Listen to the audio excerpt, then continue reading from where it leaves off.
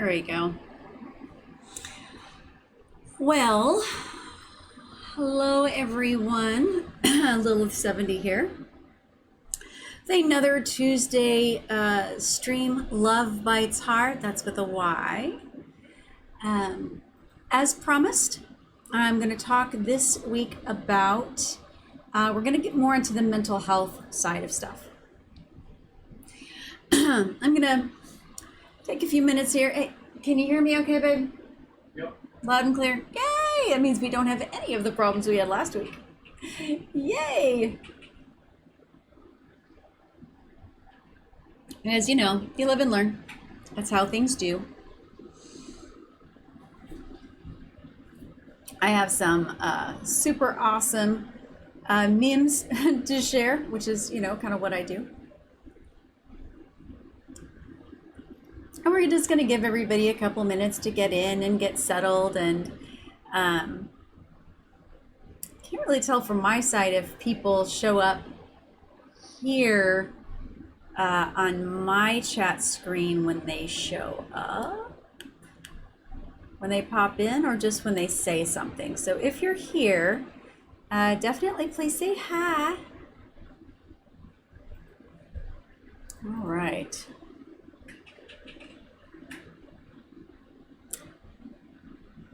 I love you, baby. You're my favorite funny guy. My favorite. How we do. I'm gonna try to, I gotta get a little organized here, a little more organized, So you got the kids here all week. Oh, well, that's nice. Freaking weirdos. We have the kids there all week, here all week, teaching, because of course it is 2020. This is the September 22nd of 2020 issue of Love Bites Heart. Happy autumnal equinox to everybody. Yay! One of 2 days that is exactly the same length out of the entire year. And also the heavy signal into the long dark tea time of the soul. And like total brownie points if you know where that's from and who said it and everything. I should probably make a note of that, and let me do that real quick.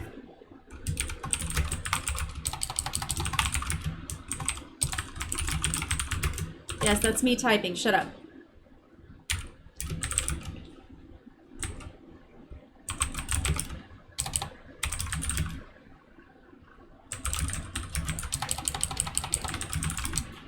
You don't count, Gryphon. All right, so,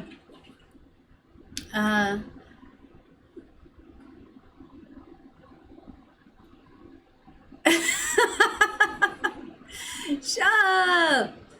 I mean, yeah, I type kind of fast, but I also have like this awesome mechanical keyboard. So, funny story, while we're waiting for everybody to get here.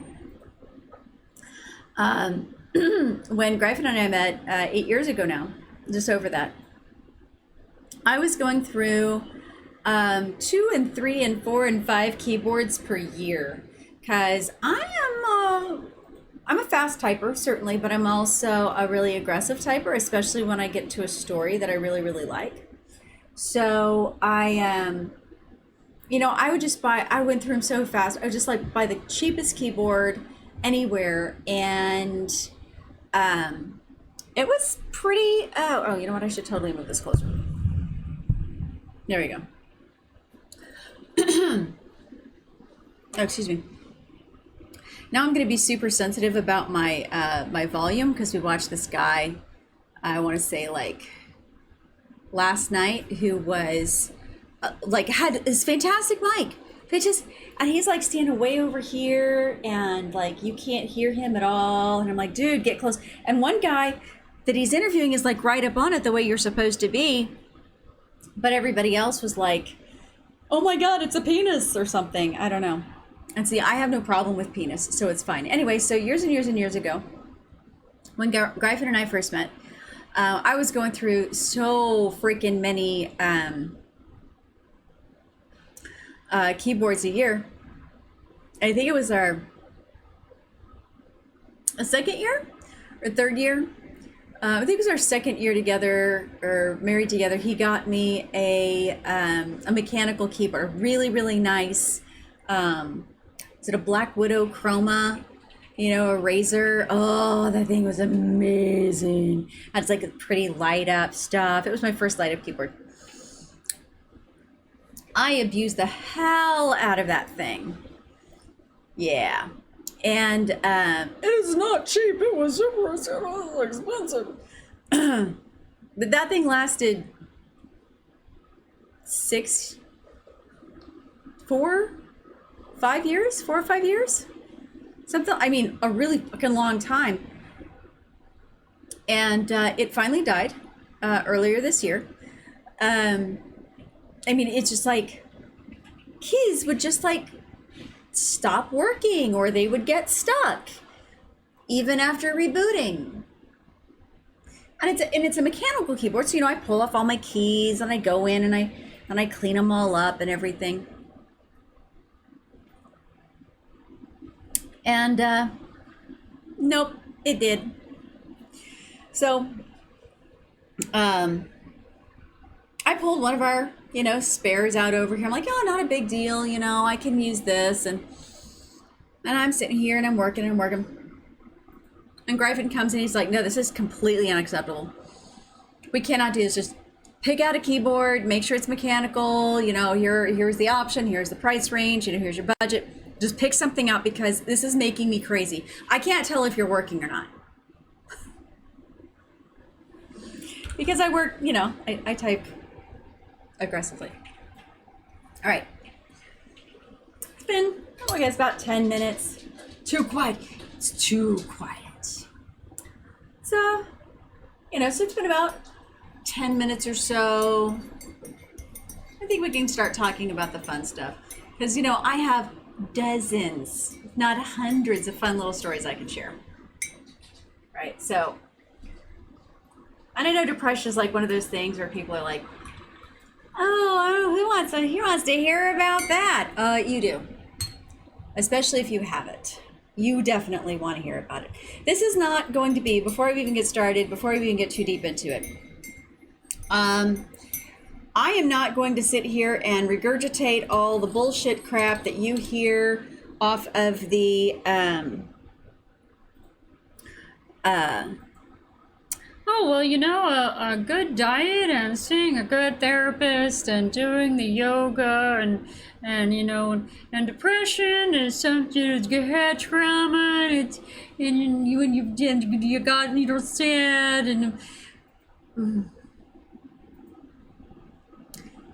It always makes me crazy. So we're going to talk about the different types of depression that there are. Depression comorbidities, symptoms,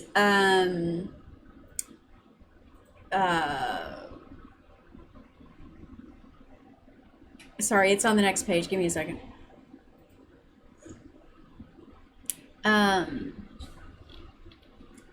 Wrong page. Known symptoms, also some rather unknown symptoms. Different types of depression, because there's a lot of different ones, different types, different causes. We're going to talk about some brain stuff. Oh, guys, we're getting into the part where it's a little dangerous for you, because I love talking about the brain stuff. Brains are my second favorite organ.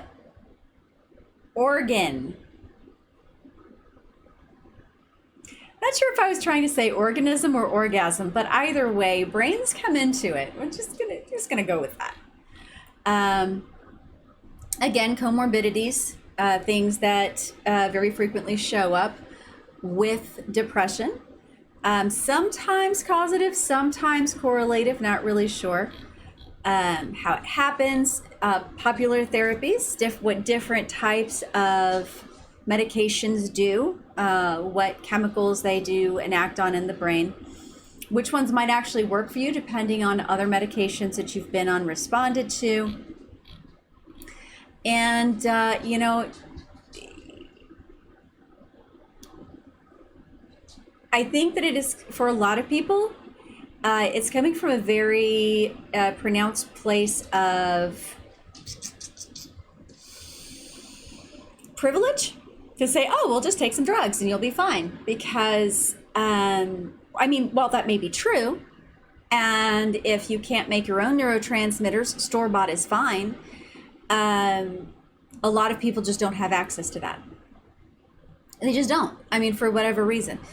Could be where they live, could be lack of access to medical health, lots of different things. But there are still things that you can do, and there are still remedies that can help. And we will talk about that. Lifestyle choices.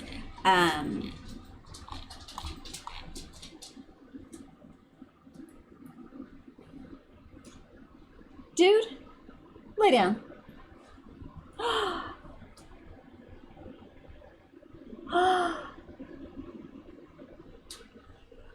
Oh my goodness. Gryphon put the rug in here so that the dogs don't sound like their own little keyboards. Oh, that's amazing. This is so awesome. So,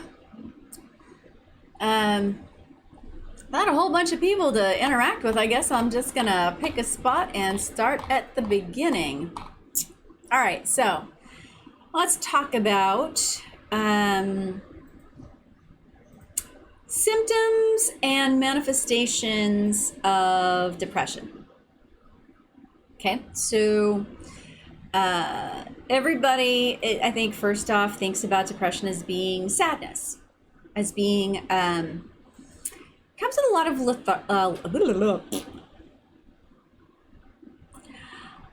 lethargy and apathy, actually, in a lot of cases. So sleeping a lot, sleeping too little, not being able to eat, eating too much. I mean, it really goes across the spectrum. So when people say, you know, what are the symptoms of, well,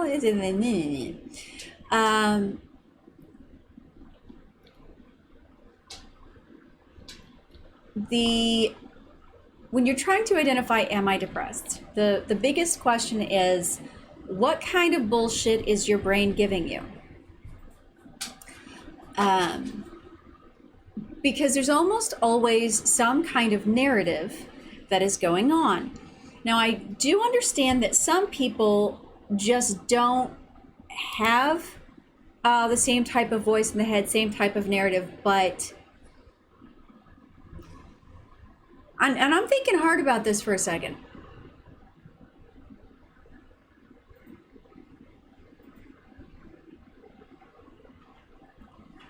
I honestly cannot think of anybody that I've ever met with depression, and I've met a lot of people with depression, who do not have some type of voice in the head. Now, sometimes that voice is very specific. They're using words, but a lot of times it's just very specific ideation.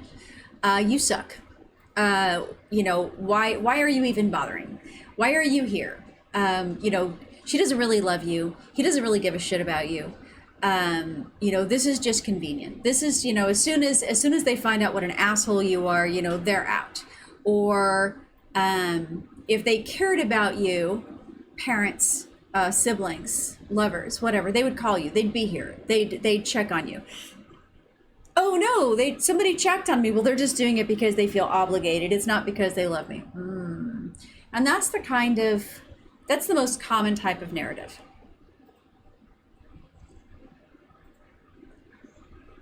And we talk about it, of course, in depression as sadness and apathy. Those are the two types most people talk about. But there's also the anger, frustration. So here's a fun little fact. I think before I think it was the 7th wedding anniversary stream. I was talking about um,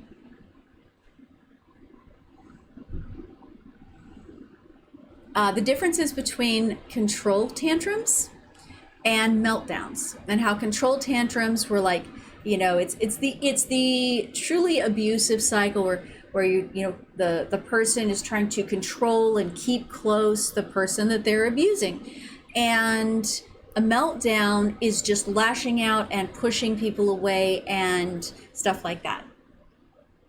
And almost to a one, anger spikes in depressive episodes are meltdowns. And they could be very angry, and it could be screaming, it could be yelling, it could be get the fuck away from me, it could be what the hell are you doing, table flipping and door slamming and wall punching. I have done all of these things, sometimes literally. In all cases, table flipping, door slamming, and wall punching. That's the secret to why they know me so well at Home Depot. I'm kidding, it's been years.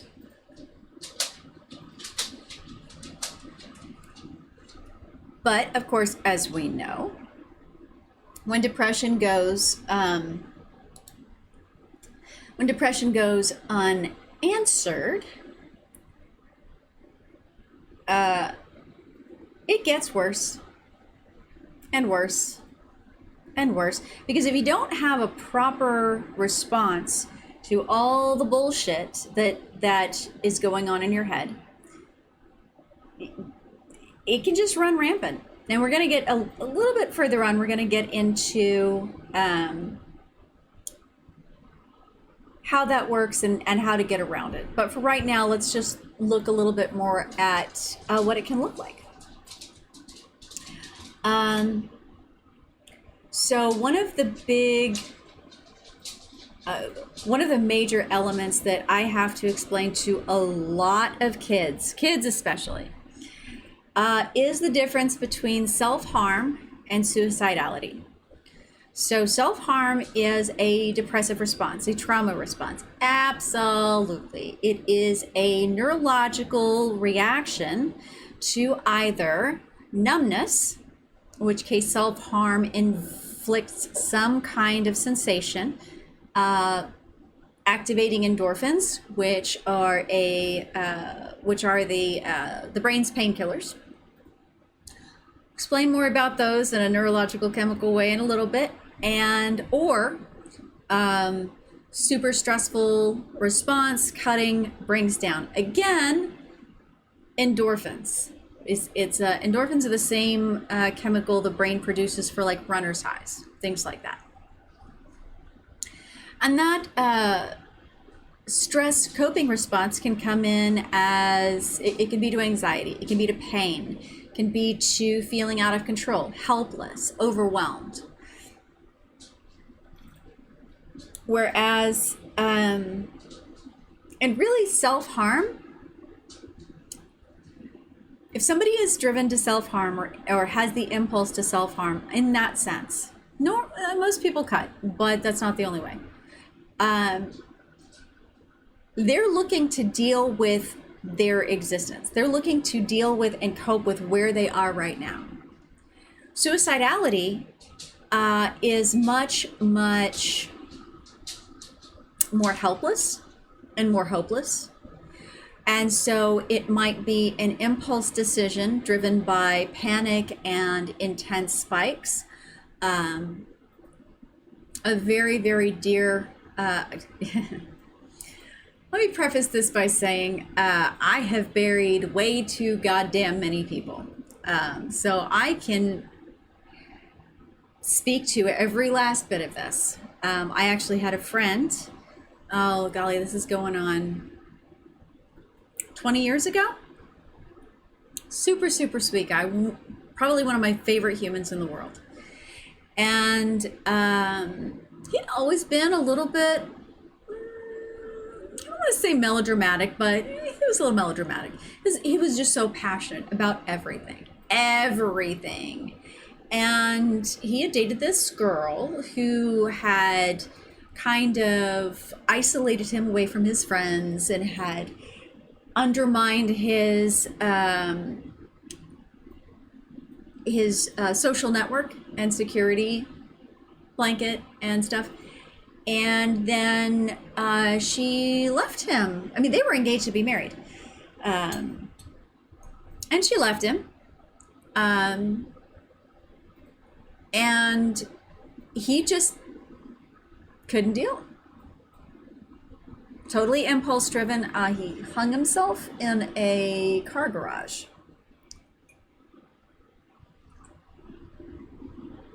Wasn't found for a few days. It was, during construction over a weekend, things like that. But it was like such a weird setup. It was very clear where he was in his head. And that's that, that's that panic driven. I got to get away from this. This feeling is too intense. Then there is the numbness type, which is everyone's better off without me.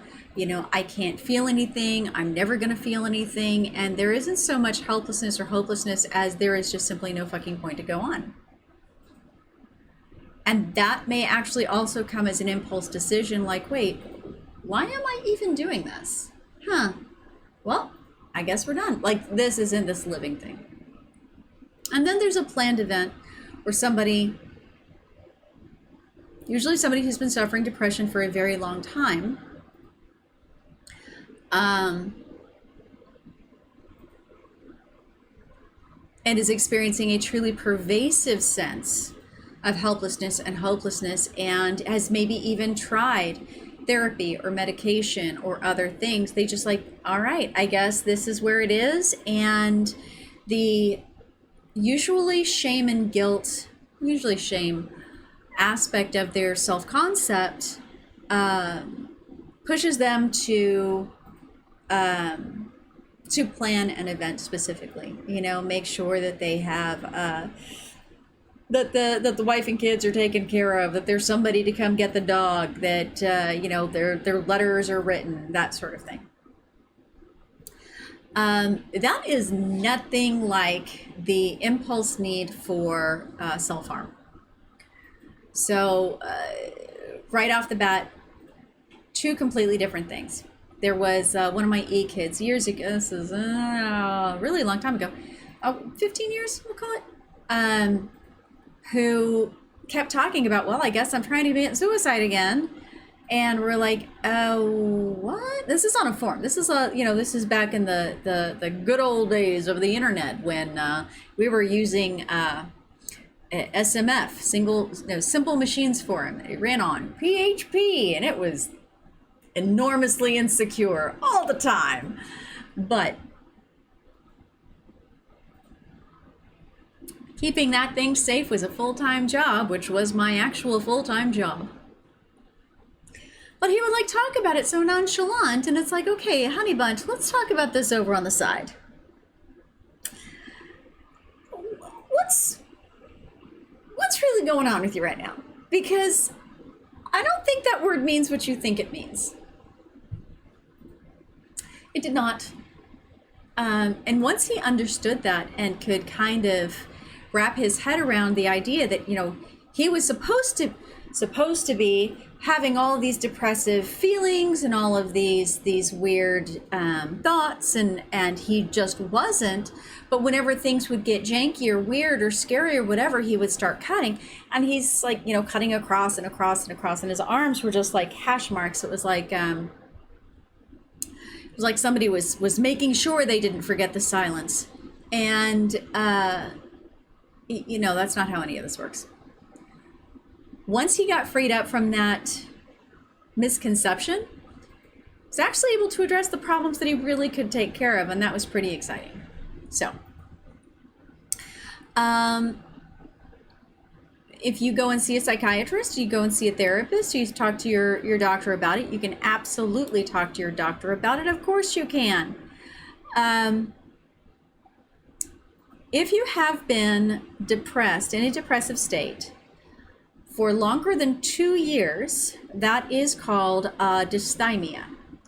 And that's just, low energy, low self-esteem, poor sleep patterns. It can slip back and forth between true sadness or absolute apathy. Usually lots of executive dysfunction, things along those lines. And like I said, everybody knows about this. Well, if you can't get on a regular sleep cycle, or if you can't, if you have a hard time taking care of yourself, yeah, we know about all those things. There are, however, some lesser known symptoms of depression.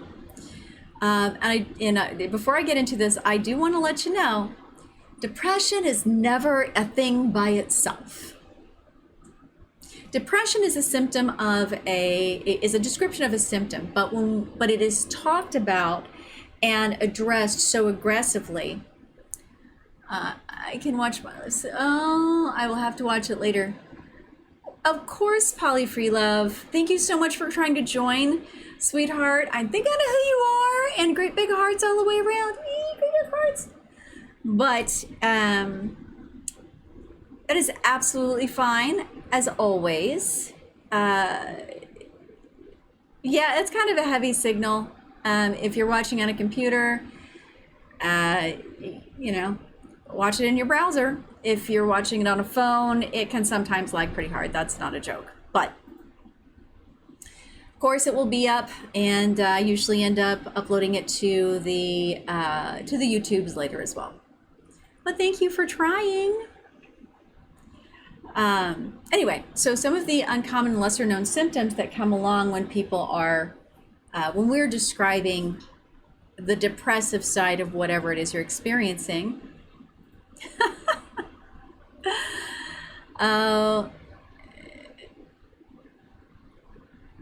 Getting vitamins does help, Polly, and we will actually be discussing that a little bit later in the stream, because you can actually, there are some lifestyle changes that are obviously hard to enact when you're feeling, when you're depressed, but they do actually help. And yes, I am going to use the clueless white girl word, but not in the way that most people use it, because I don't think that anybody who's depressed should be jumping straight into some hatha yoga, baby. That's just dumb. Downward dog, when you don't feel good about yourself, it is not going to do anybody favors. But I am going to, a little bit later, I'm going to show you a specific yoga method. It is not stretching, it's not getting all weird, but yoga is a breath. That's what it is. And I'll show you guys how to do that a little bit later in the stream. We're not there yet. Hello, Dalek. Hello, sweetheart. How are you doing? You missed all the things. I mean, we're done. We're wrapping up. I mean, it was... Anyway, some less common or lesser known symptoms of depression being an ongoing neurological state, is psychosis, having a complete disconnect with reality. Now, this is a little bit, psychosis happens in degrees. So as somebody who suffers pretty pretty severe seasonal anxiety, a seasonal affective disorder. Some years are good, some years are not very good. Psychosis can be as intense as nobody loves me, my kids hate me, everything is the worst, I don't even know why I'm here, I don't know how I managed to fake my way into this amazing relationship. My mother-in-law doesn't like me. My siblings-in-laws hate my guts. They merely tolerate my presence. I don't know why they even let me come over during holidays. Nobody likes my cooking. Everything is terrible. I've completely imagined every trauma that's ever happened to me. And this is fucking psychotic. Hi, Panda. How are you doing, sweetheart? Mwah! I mean, I don't know if Gryphon can comment about this, but all of these things are completely not reality.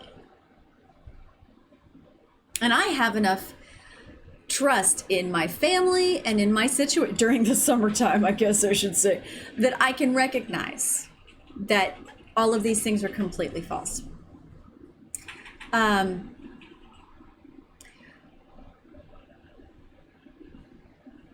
Except that, really, you know, I know where you sleep. They're a figment of what you think is reality. Now, all right, let me tag this one real quick. So there are basically, in very broad terms, two realities. One is consensus reality and one is your reality. Technically, there's a third that's objective reality, but that is almost impossible for us to perceive. Consensus reality is the one that we all agree on, okay?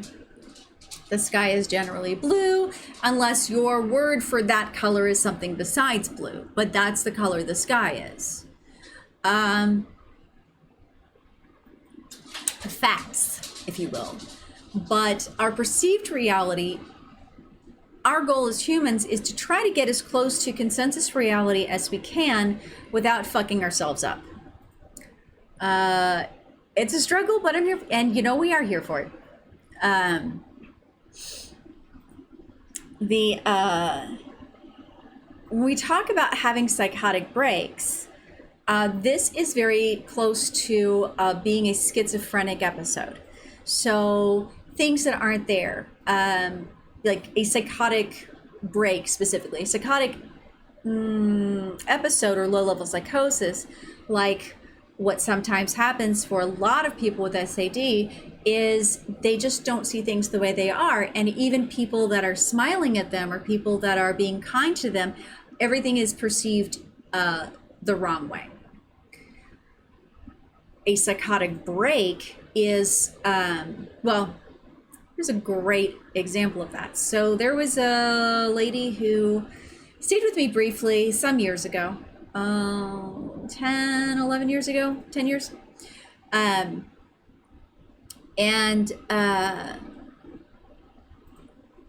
She was eating things that she knew were bad for her. And we'll talk more about all the things that can fuck with your brain later. There's a list. So she knew that she was taking things, she knew that she was eating things that were bad for her. And we started noticing her behavior kind of twitching out kind of poorly. And then she had a complete psychotic break, and I had to wrestle her to the ground to keep her from walking into oncoming traffic because she just would not recognize that cars were things. They were fairy lights or some such bullshit nonsense, because when I tried to, hey, look, those are cars, she's like, what are you talking about? I'm like, all those lights over there that are, because this was nighttime. She's like, oh no, those are the fairies. I just need to get, I'm like, oh my God. We need help. I need backup. And then her mom got mad that I called the police and had her taken away in an ambulance. Yeah. So that is a psychotic break, when you perceive clear threats outside of yourself. Then there is kind of a temporary sociopathy. Being completely unable to empathize with anyone, being able to project or truly recognize someone else's thoughts, feelings, motivations, anything like that. Feeling like the structure of the world just wasn't made for you. It was made for somebody else. And you can feel apathetic, like feelings are a lie. Emotions are things that people act out, but it's not a real thing. Kind of like I felt about poets singing about love at first sight. I'm like, yeah, that's bullshit. That's not a thing that happens. Oh, and then it happened to me, so Just saying. But you can also feel very frustrated. This temporary sociopathy. And when it's kind of bordering on that whole psychotic line, it can also be kind of liberating and lead towards a more dangerous approach.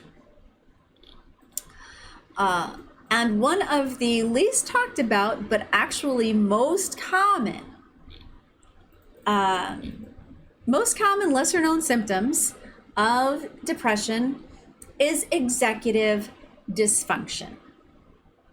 So executive function is when your brain says, hey, go do the thing. And your body says, okay, let's go do the thing. And they go and they do the thing and everything's fine. Executive dysfunction is when there's just like, and your brain's going, hey, we need to go do the thing. And your body's like, what do? What do? You're like, but I've been on the couch for 7 hours and I really, really need to pee. What do? What do? But I'm gonna pee. What do? No, not even how do. What do? What do? It's also getting stuck in endlessly scrolling on Reddit or Twitter or Facebook, even though you haven't eaten in 12 hours and the dishes are starting to stink and you know you really, really, really got to go do the thing and you can't. Sometimes it's being able to do everything but the thing that you need to do. Like, okay, I'm going to go, I need to go text my friend. My everyday existence is an error, right? But there's a way around it. You know, you're not here just for my glorious face.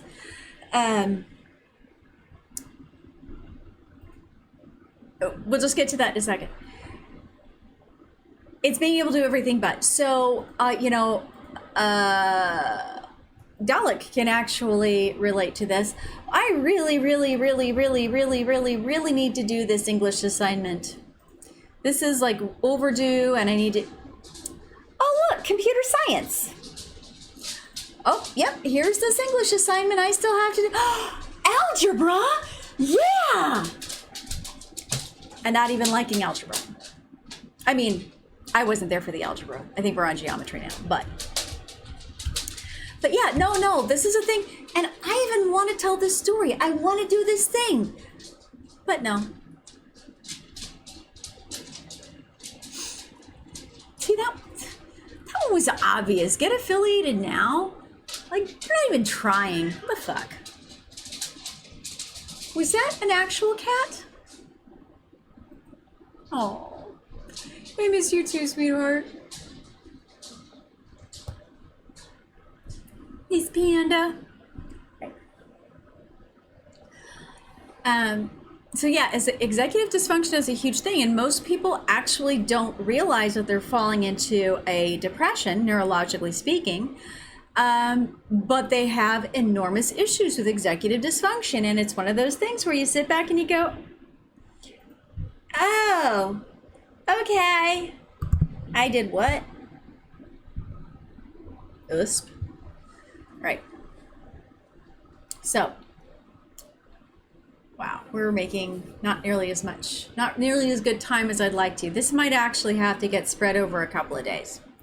Okay. Oh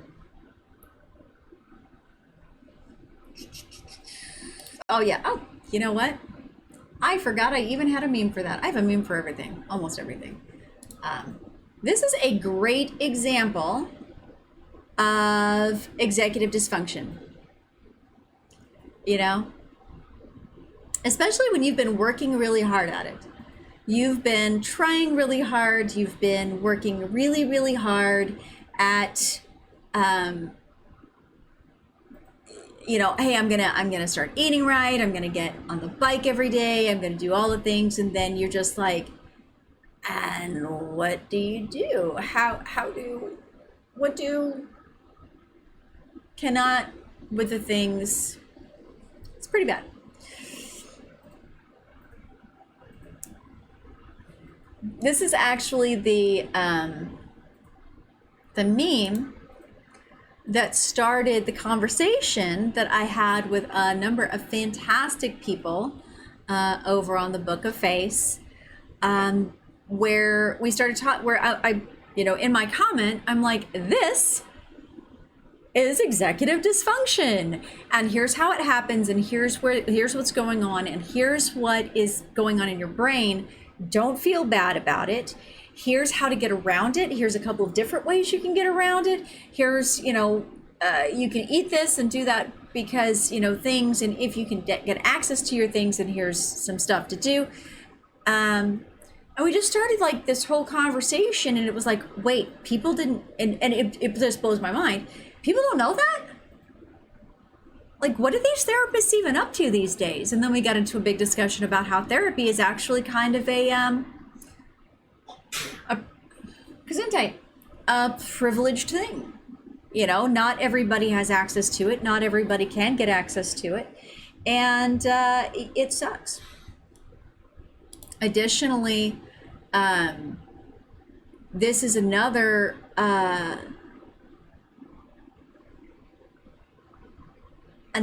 expression. Well, actually, we're getting to this one a little bit later, because freeze mode is a sort of extended anxiety response, and that's a little bit, might actually have to address that a little bit next time. Okay, so let's talk about the different clinical classifications, right? First is situational depression. Shit happens and it sucks. It's you had to bury a loved one. You lost your job. Your kids are being jerks. Not my kids. Not my present kids. My boys are amazing.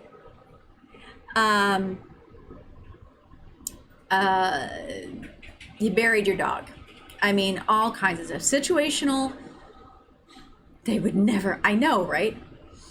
No, my teen boys are the best. They are just the best. I am one of the luckiest goddamn moms on the planet, and I know that. But situational is, something bad happened. And just because something bad happened and you're like, oh, well, things bad happen. Yes. You can't always bounce back from it. You got to process emotions. You got to let your feels happen, somebody dies, even if it was like a long, extended, protracted event. Yes, you know what? You're still going to look back, and you're still going to have feels, and you're still going to have to deal with things, because that's just how humans human. But then there is chemical depression, and that's where even if shit doesn't happen, everything sucks. It's just not knowing how to feel happy, not knowing how to feel anything positive, not knowing how to understand or accept anything that feels positive. This is the kind that normally requires some kind of drug or some kind of intense intervention. Love my baby. The third kind is trauma-induced. Really bad shit happens and it makes everything suck. So this can be from childhood. This can be from let's see here. Do I have a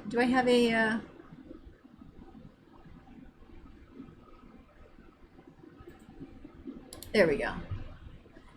I will almost always have a meme for it. It's just a question of finding it.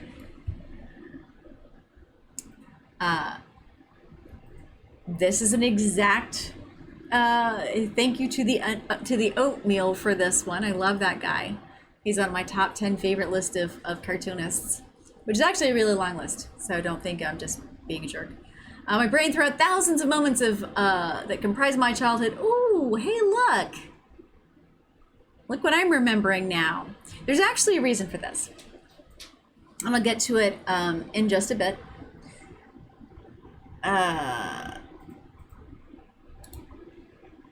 But trauma induced. So it can be PTSD. So it can be, oh, I was gonna show you this too. So there is complex PTSD, which is a short-lived trauma. I was in a car accident, I was in a war zone, et cetera, et cetera, et cetera. Complex PTSD comes from chronic long-term exposure to trauma. At least in the moment, the victim does not recognize that anything is going to get better ever.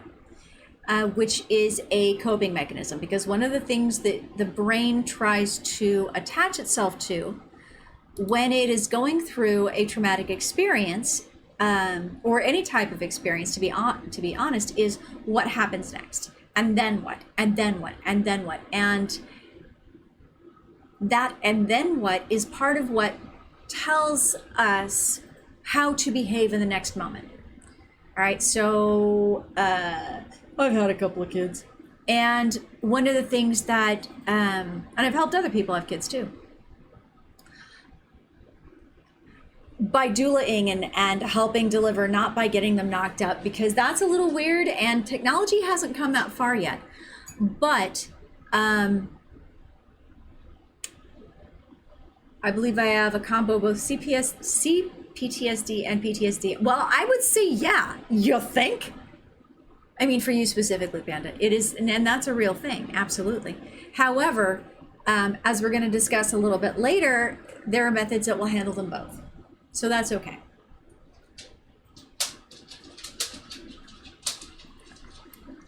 My main idea and thought for giving this talk, or I guess maybe series of talks, is that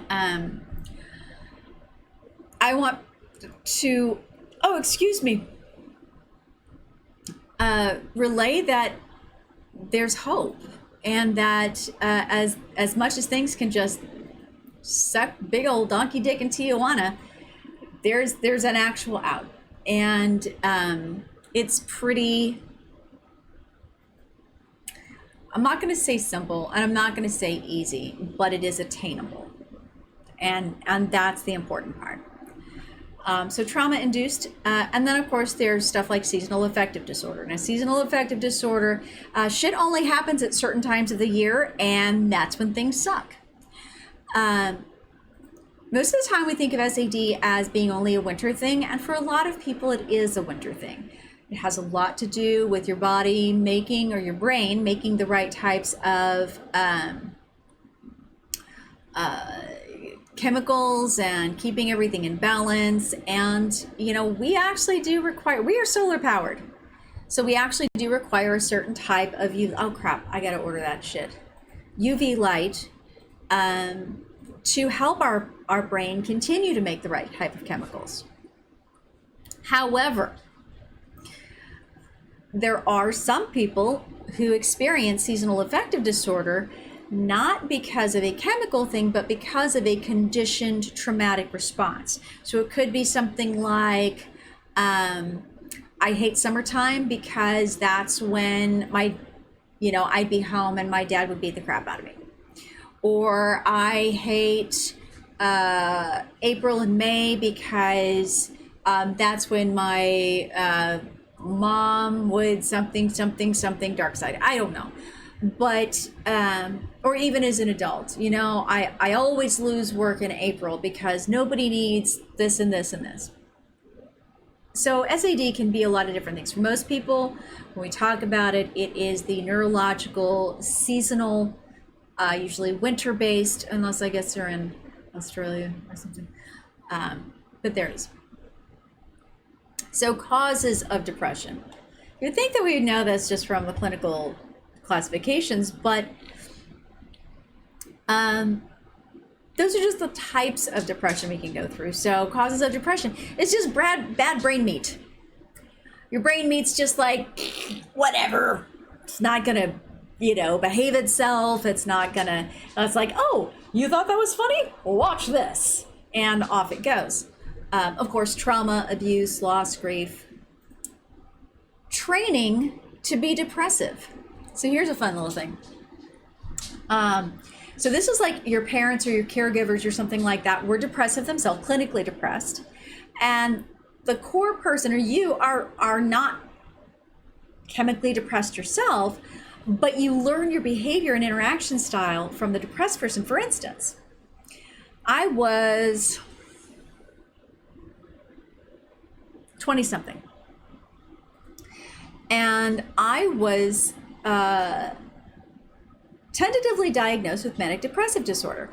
Now this is weird because I didn't feel like I had like these manic spikes, because I'm like, wow, a manic spike would be great, I could get shit done. I didn't really feel like I had depressive spikes necessarily, but I did have like this weird cycle of behavior that I went through. I just didn't feel like I had the moods to go with it, because they were describing these moods and I'm like, yeah, that's not really me. But my behaviors reflected that. And it was because my father's bipolar. My father's manic depressive. And I learned indirectly, I learned this behavior from him because I guess that's just people do, right? Interesting observation when I figured that one out. Other causes of depression, chronic fatigue syndromes. Obviously, there's a lot of stuff going on with chronic fatigue syndromes that would also impact and be impacted by the brain. But also chronic pain syndromes. And I say that these can be causes and not just automatically there you are. Oh, here's your chronic fatigue syndrome, and here's your depression, and here's your get out of party free card, and it didn't really work that way. There are a lot of people who have chronic pain syndromes who don't actually experience, I really hate saying suffered from, because I don't think that's fair. I don't think it really characterizes what we're talking about effectively, and it sort of makes our depression an enemy. And I'll talk about that in just a second. So chronic pain, I know a lot of people who have chronic pain syndromes who do not also experience depression on the scale that a number of people do. And I think it has everything to do with how they choose to deal with it, how they choose to approach it. Same with fatigue syndromes. And of course, there's other metabolic, neurological, hypertensive conditions, diabetes, multiple sclerosis, but also depression is extremely common following a severe medical event, like a stroke or heart attack or cancer or whatever. Comorbidities with depression, and I think a lot of times it's very hard to separate these. But ADHD and depression go together like hot dogs and donuts. There is just no, almost always, because ADHD. Okay, I'll get to it in just a second. Leonidas wants to let you know that because he doesn't want me to forget that if we're going to characterize it as a dog, it is a black dog and not a white dog. That's how I feel about my BP. I don't just fit all the things. They keep trying to tie the depression to the BP, but it's seasonal for me prior to the trauma. So always more anxious than depressed. Well, anxiety disorder is part of it. My formal current diagnosis is generalized anxiety disorder, autism,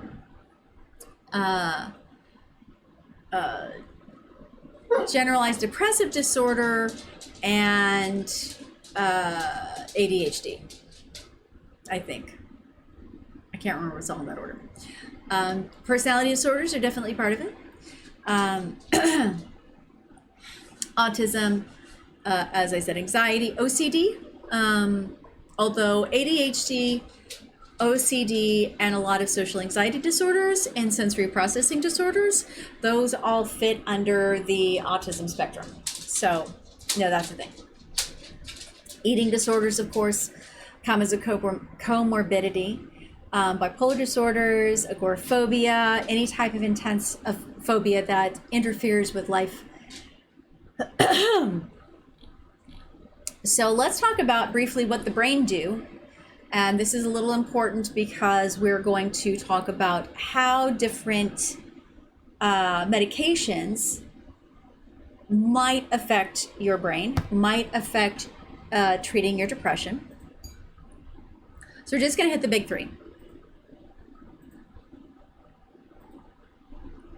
Although there are lots of others that, I mean, probably hundreds of chemicals in your brain. The big three are the ones that we can actually fuck with. So serotonin, of course, is the happy chemical. It's sexual desire, appetite, arousal, BPI, gen anxiety, manic depressive, ADHD is not diagnosed. I'm sorry, BP1. You know what I've observed, and there are some studies that were going on. I haven't seen the results of them yet. I don't know if they released or published yet. But BP1, bipolar 1, I noticed is not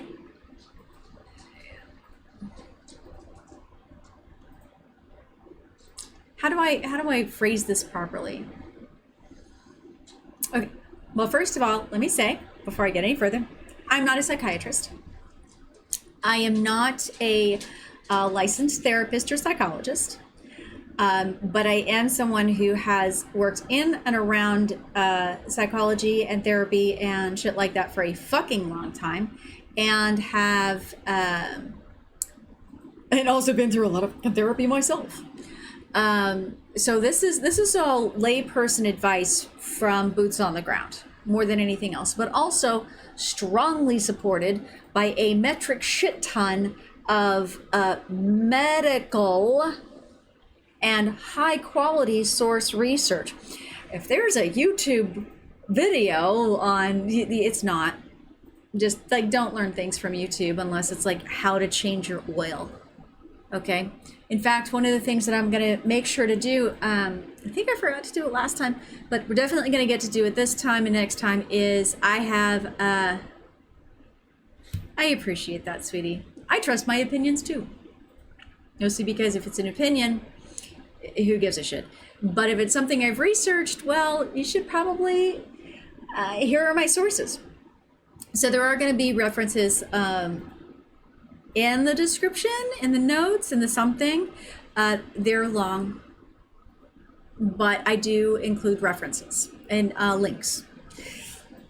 Did I mention they're long? Oh, and also APA style, because that's what I know and that's what I like. So kiss my butt if you don't.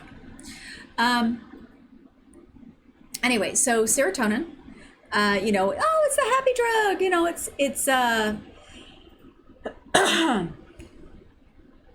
it is, we can go on about what they are supposed to do, but the fact is there's a huge amount of crossover and leak over between the stuff. But serotonin is usually the one where if you don't have enough of it in your brain, then it's just really, really hard to see that there is any sort of a sunshiny anything in the whole wide world. It is the one that does help moderate appetite, sexual desire, and oddly enough, core motor functions.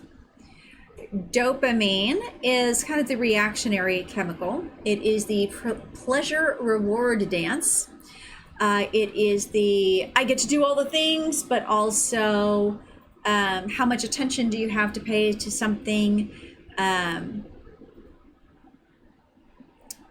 This is the main one that gets out of whack with ADHD folks, but also schizophrenics tend to have extremely high levels of dopamine just running around in their brains. Low levels are associated with Parkinson's and restless leg syndrome, and people who have been on antipsychotics for a really long time will tend to have very low levels of dopamine. Norepinephrine is the third of the big three. It's the stress hormone, but it's not just the fight or flight response, although it absolutely is. It's also, it partners up with dopamine to decide which things are a threat and which things aren't. And of course, we know about a bunch of the other ones. There's melatonin that's supposed to help you sleep. Oh, let me share a big how do you do about that? So, if you're having trouble sleeping, you take melatonin every day and you're having a lot of anxiety issues, stop taking melatonin. I mean, Dalek can tell you, he actually can't take it at all. It gives him horrible nightmares. And another buddy of mine, he was like waking up at 5:30 every day and was like crushed with anxiety. I mean, it was super bad. He was having anxiety about his new job, the one where that's like stupidly easy to do all the time, and he knows it inside and out, even though it's a new job, new thing, and he's got this. Freaking the fuck out. And then I thought about Dalek's situation. I'm like, let's try this. Like a charm. Absolutely beautiful. Endorphins, of course. So that's the drug, that's the chemical that self-harmers are trying to induce. Also very common in certain alternative lifestyles. Oxytocin is that warm fuzzy feeling. It's the one that is released during really good orgasms, also during lactation, well, specifically breastfeeding. And here's the weird thing about oxytocin. So oxytocin, for whatever reason,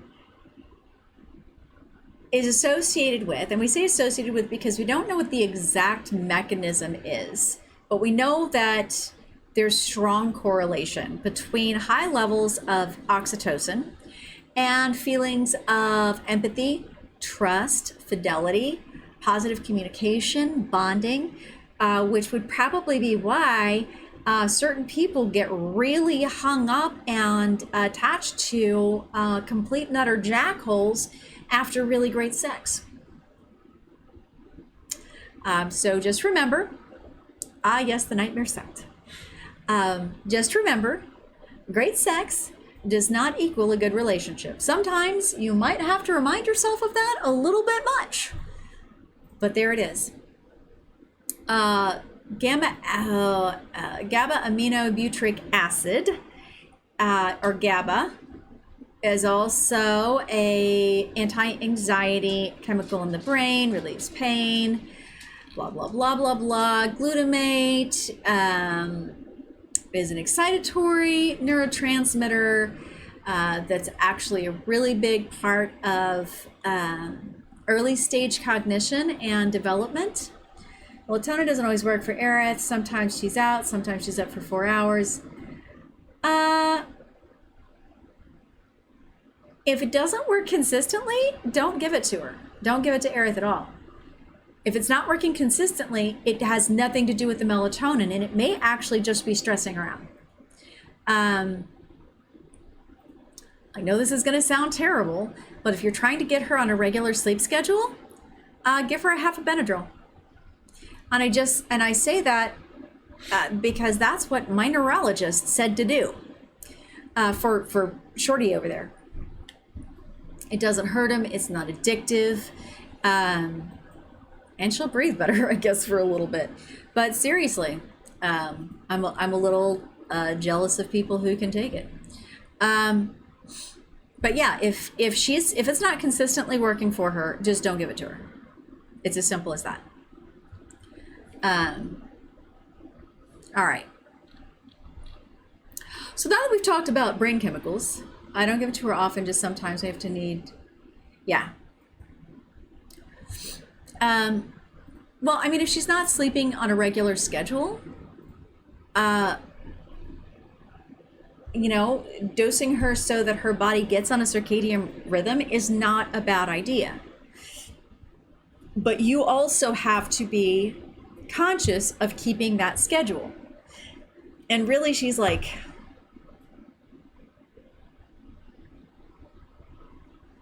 what, 5 now, I think? 4 or 5, she's at the point where she really needs a solid circadian rhythm, because this is like a major, huge leap forward for her brain meat.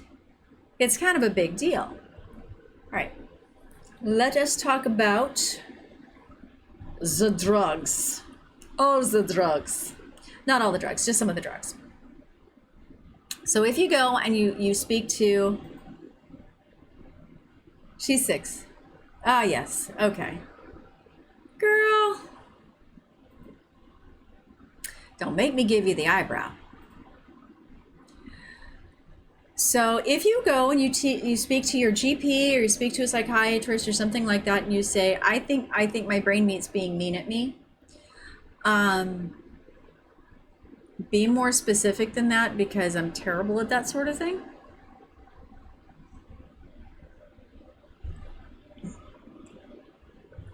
The most common one that they will come and try to give you is an SSRI. That is a selective serotonin reuptake inhibitor. And what that means is that in the neurotransmitter cycle, a chemical is used, and then it is released and reabsorbed by the nerve cells to be kind of cycled through and stuff. But SSRIs block the reabsorption, the reuptake of the serotonin back into the nerve cells, so that more serotonin stays readily available for your neurotransmitters to use, or your synapses to use. All right. So SSNIs, serotonin, or SNRIs. I hate it when I spell things wrong right in front of me.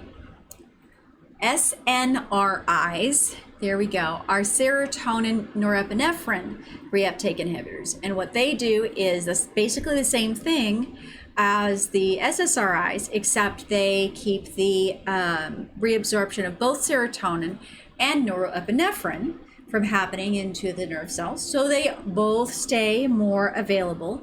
And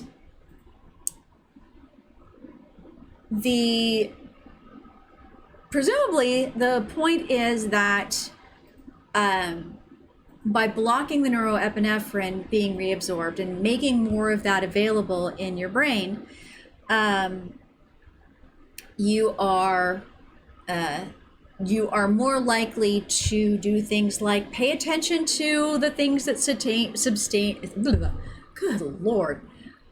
sustain your body. If you have a lot of problems with anorexia, for instance, or if you have a hard time recognizing threats. Are you okay, baby? Yeah.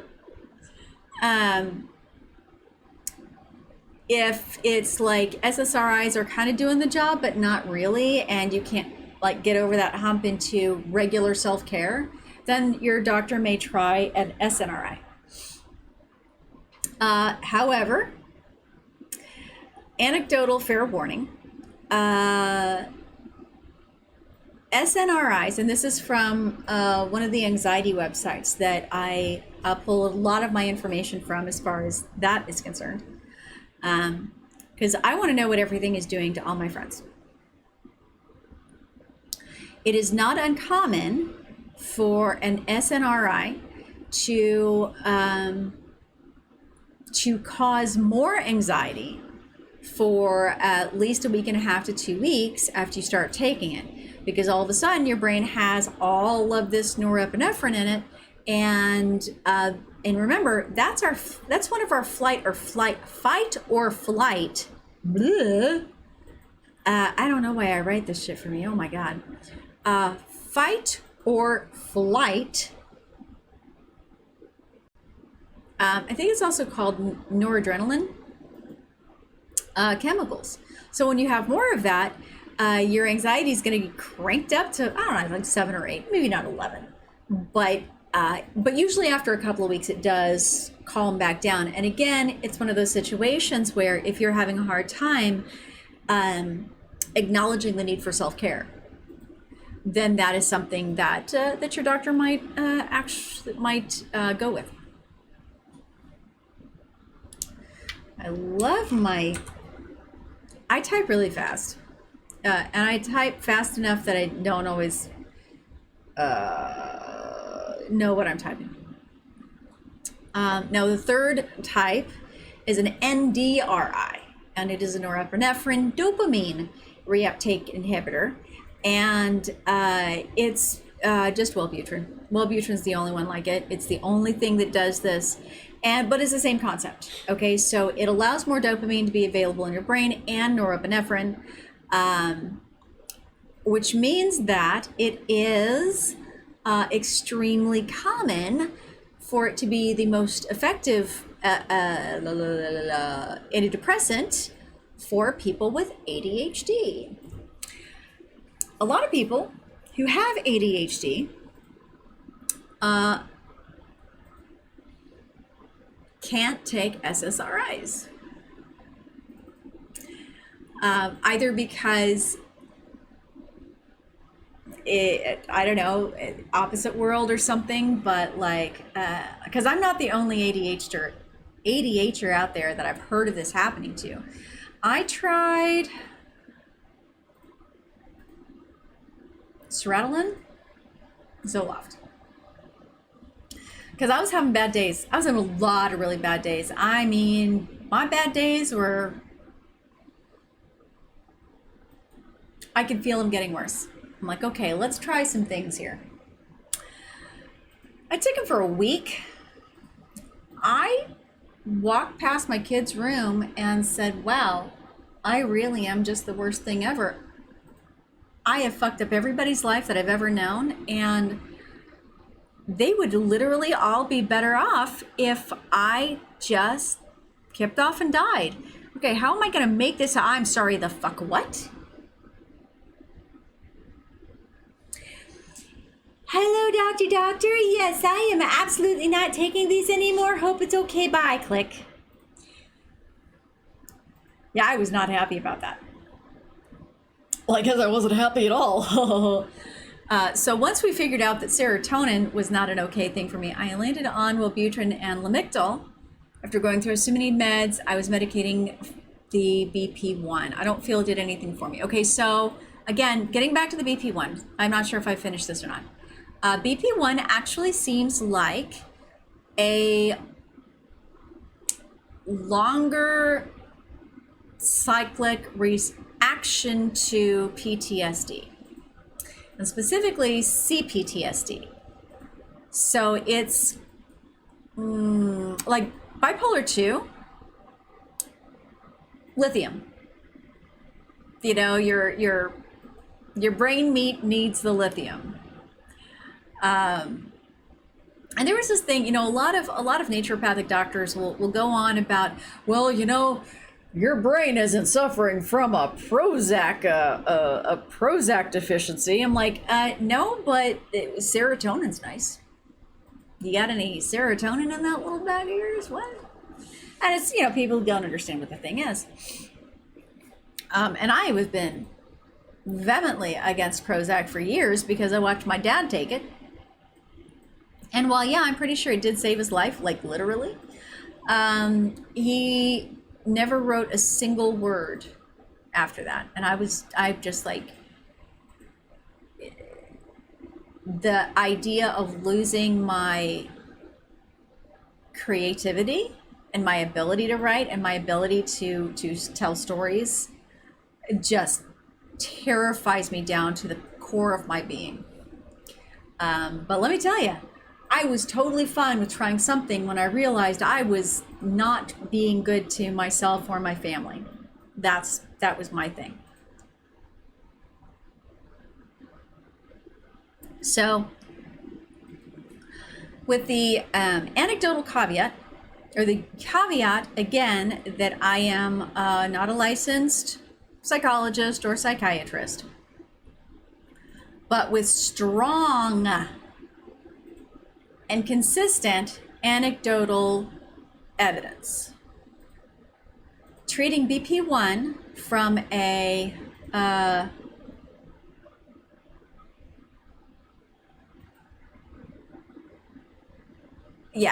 so because if you got headaches from the lithium, it means you don't have bipolar 2. I don't know why they list bipolar 1 and bipolar 2 basically with the same name, because they're neurologically not the same thing at all. You know, they vaguely have the same symptoms, but not really, because bipolar 2 usually comes with a lot more, as I recall correctly, and it's getting late in the day, so forgive me if I'm a little off on this, correct me in the comments, almost schizoidal and psychotic break type of events. Whereas BP1 is just the very, very sharp ups and downs over a specific cycle, and you can short cycle or you can long cycle. If it's a super long cycle that goes up and down every year, manic in the summer, depressed in the winter, though they just call it seasonal affective disorder. If you you go through, I think it's like 4 or 5 cycles, 3 or 4 cycles a year, then that's bipolar disorder, which is really just manic depressive, what we used to call manic depressive. But BP2 could be any number of those, also featuring some additional, more hardcore perception glitches, shall we say. And BP1 that has a lot of intense short cycles can sometimes get misdiagnosed as 2, but, or maybe I got it backwards. I don't have that page up right now, and like I've been telling all my boys, you're not supposed to memorize things, you just have to know where the hell to look them up. So I'll get to that later. Anyway, point is that BP1 is quite frequently, again, anecdotally, but strongly supported anecdotally, just CPTSD. And if you treat it from that perspective, from a therapy perspective, instead of from a chemical perspective, you actually end up with much better outcomes.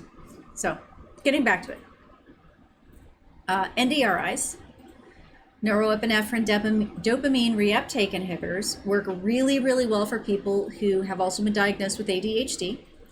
And I've heard a lot of people with ADHD have a very similar response to mine when they try to take SSRIs. Now, my shrinkologist, who I adore and is an awesome guy, we talked briefly about SNRIs this past week because I am concerned about coming into the winter without some support. But he doesn't really think that we're going to get much better results. So we'll see how it goes. Now, there are also, in addition to the typical antidepressants, there is also anti-anxiety medication. All right, so this is stuff like gabapentin and hydroxyzine, which are actually also used for neuropathies and neuralgia. Yes. Neuralgia and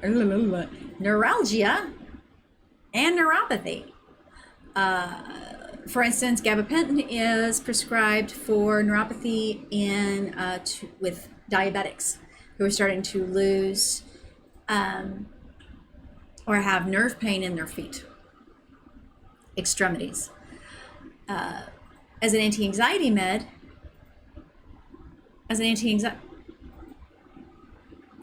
Pinguido? Okay, I get Pinguitio? I don't know. As an anti-anxiety med, what it does is it kind of calms your body down so that your fight or flight isn't quite as ramped up to 10. It's almost like a, well, I mean, it's a nerve dampener, if you will. And then, of course, anticonvulsants, anti-epilepsy drugs,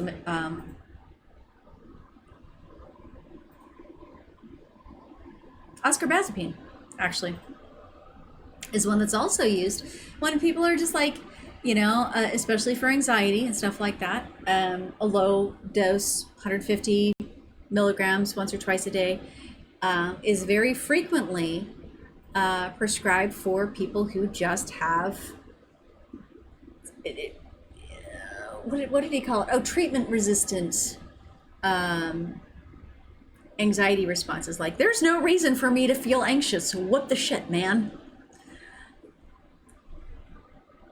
And also chronic pain. It's also good for chronic pain. Certain types of chronic pain. All right. So, those are the drugs that you may or may not be introduced to on your long road to dealing with your depression.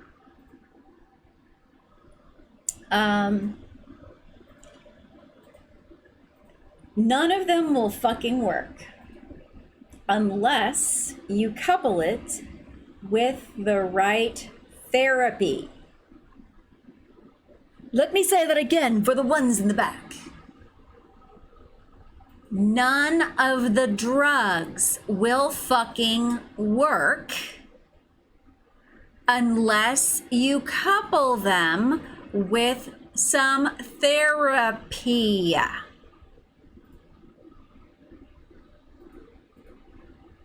Like, the whole reason your brain is off kilter in the first place, most of the time, is because you went through some shit, man. And your brain went, ah! And tried to adjust to going through some shit, man. And wasn't able to adjust back to how it was before. And every time that happened, your brain got a little bit more, oh shit, oh shit, oh shit, oh shit. Right? All right, so let's talk about some pros and cons of different types of therapying. The first one that every freaking therapist on the planet should really start with, will generally start with, is a CBT, which stands for Cognitive Behavior Therapy. Those who know me know why I giggled. Cognitive behavior therapy is something that a few people have been doing for about, 2,500 years now? Maybe longer than that. It's just mindfulness, man. It's just being conscious of yourself. That is, oh, well, you make it sound so simple. No, I'm not saying that it is, but I'm saying people who approach CBT, cognitive behavior therapy, as a mystery. I know cognitive behavior therapy. Well, I can read too. It's like that. It's just about being mindful. It's about being conscious of yourself. There are dozens and dozens and dozens of different techniques that you can use and different things that you can apply to use it every day. A big part of it, probably to me the most important part of it, especially when I'm helping other people through it, is cognitive reframing. So, and I do this with my boys a lot. Hey, Dalek, I don't know if you're still on with this, but do you remember when I started asking you, why are you fighting me? So we would go through these moments where Dalek would just start, arguing, like simple, small, tiny little things. Small little things. Let's get some homework done. Let's do some dishes. Clean up your room. Take care of your space. Do the thing. And everything was a freaking argument, and everything was a freaking battle. And finally, I'm like, oh my God, I'm not. First of all, murder is a felony. Second of all, his mom's going to be so mad. She'll understand, but she's going to be so mad. I'm kidding. But then I'm like, how did I get through this? How did I get through this with me? Got it. Okay. So baby, why are you fighting me? Let's think about this for a second. What are you trying to accomplish by fighting me? This is an example of cognitive reframing. Why are you having a hard time doing this task? Why are you having a hard time doing the thing I asked you to do? What are you, in fighting me, what are you hoping to accomplish? Do you think you're going to get out of it? Do you think that I'm going to leave you alone? Do you think that you're going to be able to do this other thing that you wanted to do? I mean, what, you know how things work here, so what did you think? What do you think is really going to happen? Ask your brain goblins this. We'll get to brain goblins in just a second. That is an example of cognitive reframing. Use it on yourself. Use it on your kids. Use it on your partners. Use it on whatever. Why are you doing that? And not, why are you doing that? But what's going on here? Why are you asking me that? Like, and for me, as an autistic who takes everything way too fucking literally, it's really important for me to be able to say, what did you mean by that? How is that a thing? You know, and a lot of times I'm asking that because I just don't fucking understand. I have no clue what the hell your intention was on this. But when you ask somebody, especially in a moment, okay.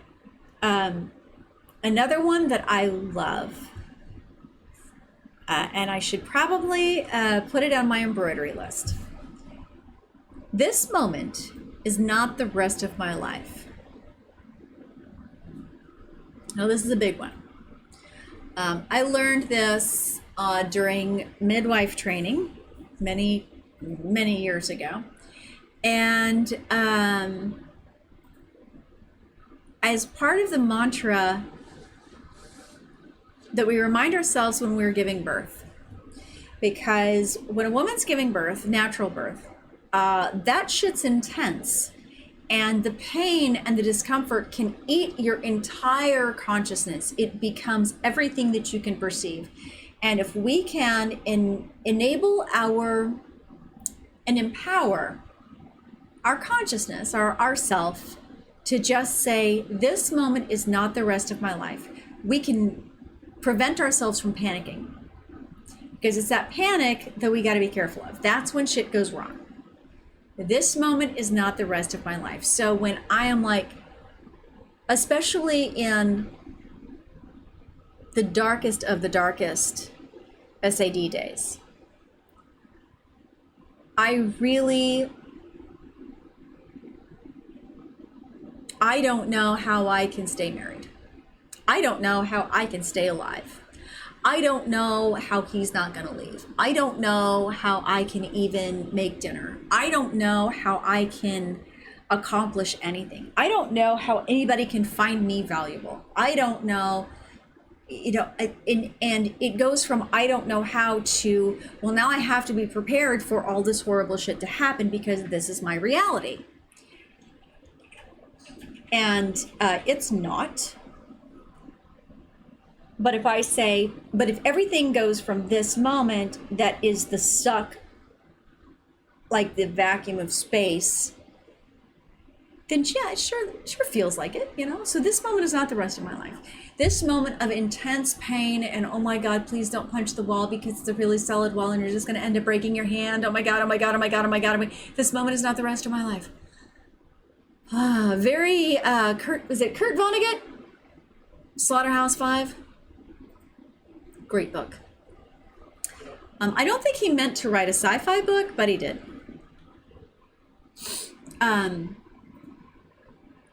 Speaking more specifically about depression and about cognitive reframing for ourselves,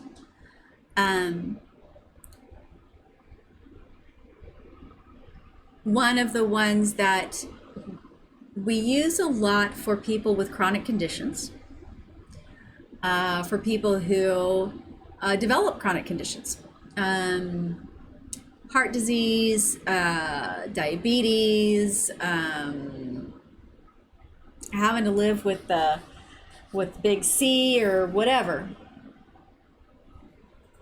This condition or this disease does not define me. So the reasons why I don't like saying suffering from depression. Experiencing has, you know, but if you say, you know, anytime you put the descriptor first, you identify that. I am depressive. No, I am not depressive. I am me. I am Lilith 70. I am mom. I am all of these other wonderful things. I am not my conditions. Now, a lot of times they'll say to me like, as an Audie, yeah, because that is me. You know, that is a descriptor of the type of brain I have and the type of world I live in. But I don't have to accept the bad parts of it as my identity.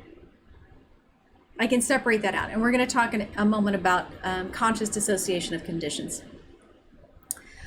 Because one of my other favorite cognitive reframing phrases is, even though I feel like this is the worst, my brain goblins are asshole liars.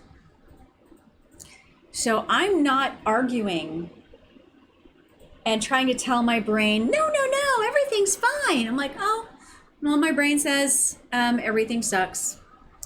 Well, too bad they're a bunch of asshole liars. You guys go on and tell all your lies, go ahead. No, it's all good. And my mama wears combat boots. Well, cool. I do too. So, asshole liars, they were trying to be liars, whatever. So one of the things that has been enormously helpful for me and for a lot of other people is what is called conscious dissociation of conditions. So we talk, and you'll hear me talk a lot about black dog depression. Black dog, the black dog is when depression is so massive and so huge and demands so much of your attention that it tries to eat your life. Now what's funny is black dog is a talking dog. So it's really fun to go, or it's really common to go, that's a fucking talking dog. How about that shit? And then, try to listen to it, but black dog is always a liar. Even if black dog is using a core of truth, because the best depressions do, it's still not enough. Not when it gets like that. So I don't know if you guys have seen, Spirited Away. Well, I know Dalek has, because I showed it to him. And I'm sure almost everybody who's been on here has. If you've not seen Spirited Away by Miyazaki, well, don't stop right now, but definitely go and get it as soon as you can reasonably acquire and watch it. It's freaking amazing. But one of the most important parts. Oh my God, Panda, what the shit? Holy balls. Girl, for real? Oh, we gotta fix this. That is just, oh my God. What the hell? I actually think I might have an extra copy. But, okay, so am I ruining the movie by explaining this? No, I don't think I am. Okay, so in Spirited Away, there is a spirit called No Face. Now it all takes place in the spirit realm and stuff like that, and there's humans that are weird and what.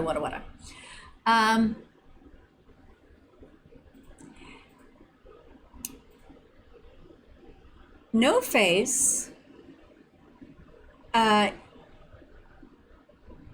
is accidentally let in by this little human girl to the bathhouse and figures out that all of these guys, all of these people working here are greedy. They want money, okay? And that he can get these things that he wants by making money, just out of thin air, or making them think he's got it.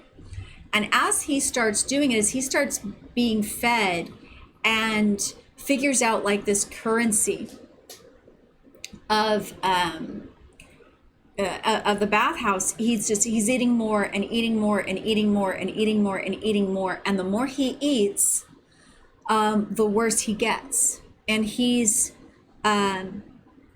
gets enormous and bulbous and mean and shitty and pushy and hurts people so bad, and eats a couple of people and stuff like that, and actually ends up terrorizing and scaring and hurting emotionally the little girl that let him in the first place. And it wasn't until through various clever adventures, he just starts vomiting up all the horrible things that he had eaten, including the people, thank the goodness, and turning back into his kind of small self. And in a lot of ways, this is our black dog. When you feed it, it becomes obnoxious as shit. It's the one that hurts people. It's the obtrusive one. The black dog will hurt people if it can't, if it has the opportunity, because it really wants to have all of your attention all the time. It is black and nasty and unwashed, and will get its hair in your nose so that you can't smell anything good, and will sit between you and all your favorite people so you can't get close to anyone, and tells you all these horrible things like, oh my God, I just heard her say blah, blah, blah, blah, blah. But if you don't feed it, then you don't have anything to worry about, because here is the most important thing to understand about depression. It's not going away. Ever. It's part of your brain. It's not some happened thing. It's not like breaking a bone, or although like sometimes maybe it is, and that's never going to go away all the way either. But it's not. More importantly, and there's nothing wrong with that, as long as you don't let it rule your life. And with using No Face as a pretty phenomenal example of that, never mind the other thing that he was actually looking for, it certainly helped identify how we can, how we can treat our depression as a thing. So when we dissociate, let me go back to this briefly. When we dissociate our conditions consciously, okay, so I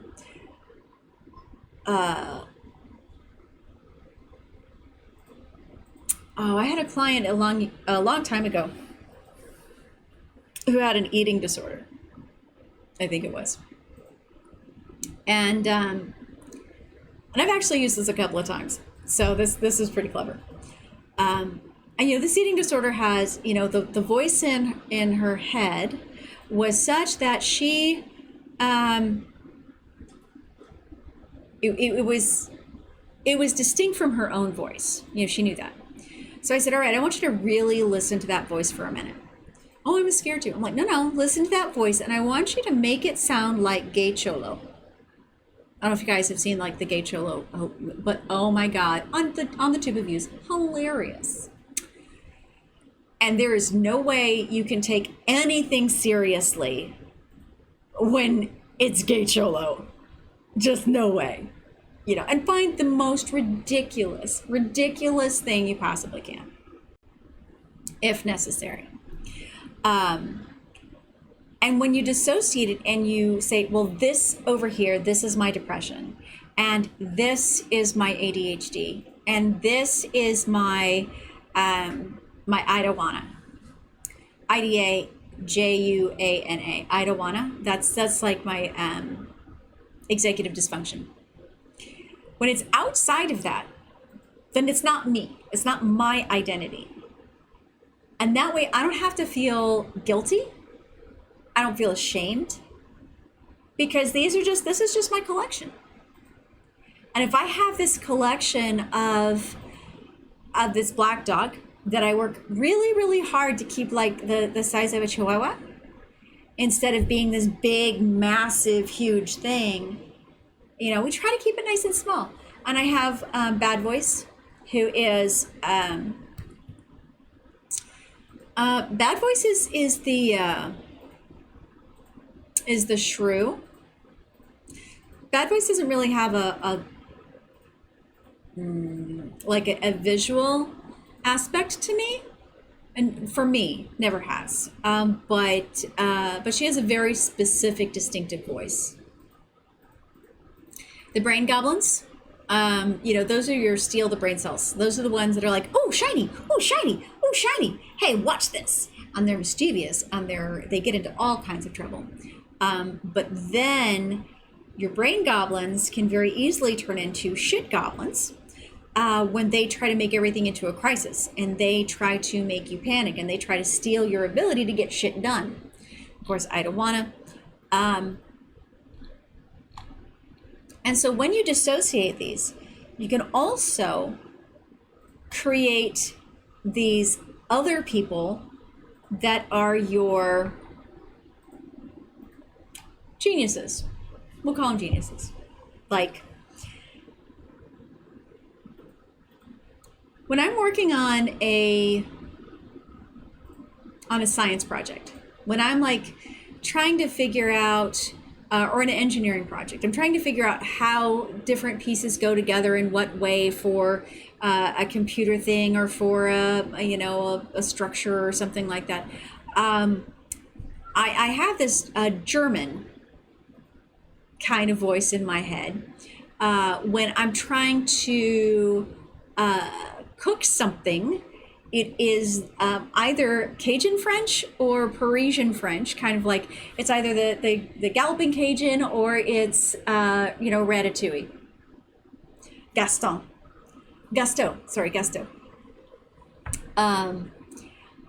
And and I'd say there's probably a few others, but being able to do that and kind of allow this gallery of what's it called? Oh my God, I lost the word. Crap-a-doodle-doo.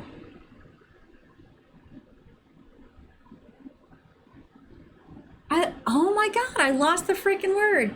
Ugh. Means that I can call on them instead of feeling bad that I can't remember shit.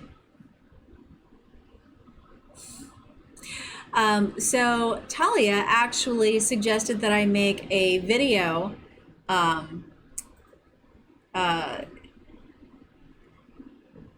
they suggested live streaming it. I'm like, I'm not live streaming me cooking. There's no time for that ever. But we had talked about making some videos of some of my recipes, because food is love.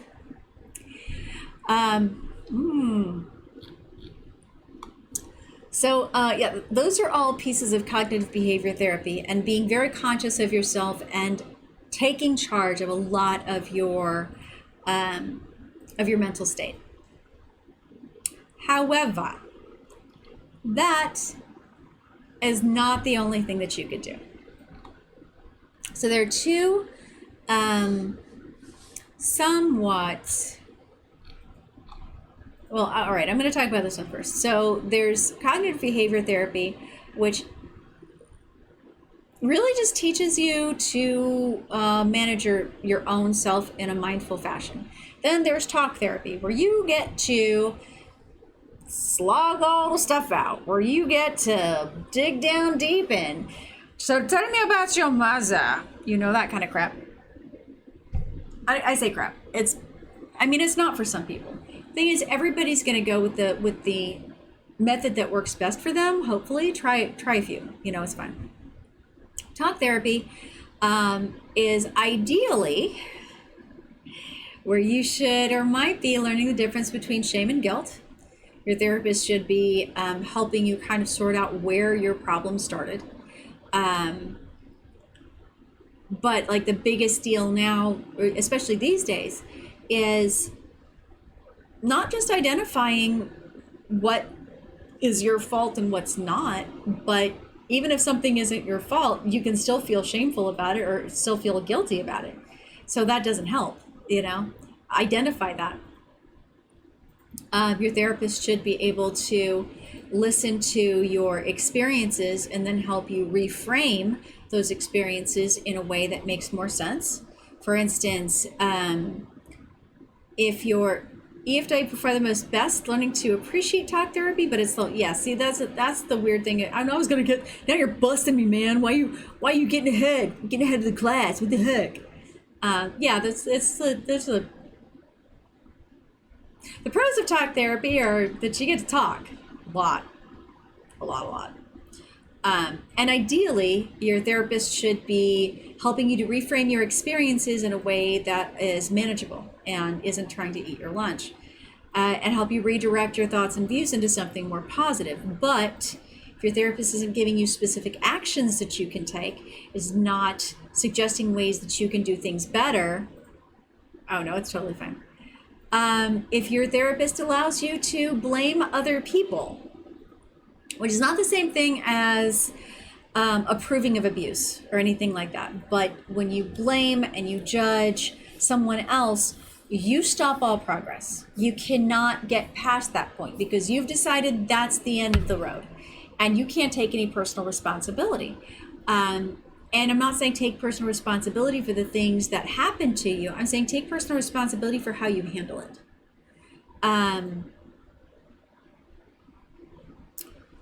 But of course, the downside is it can take a fucking long time, and they definitely get paid by the hour.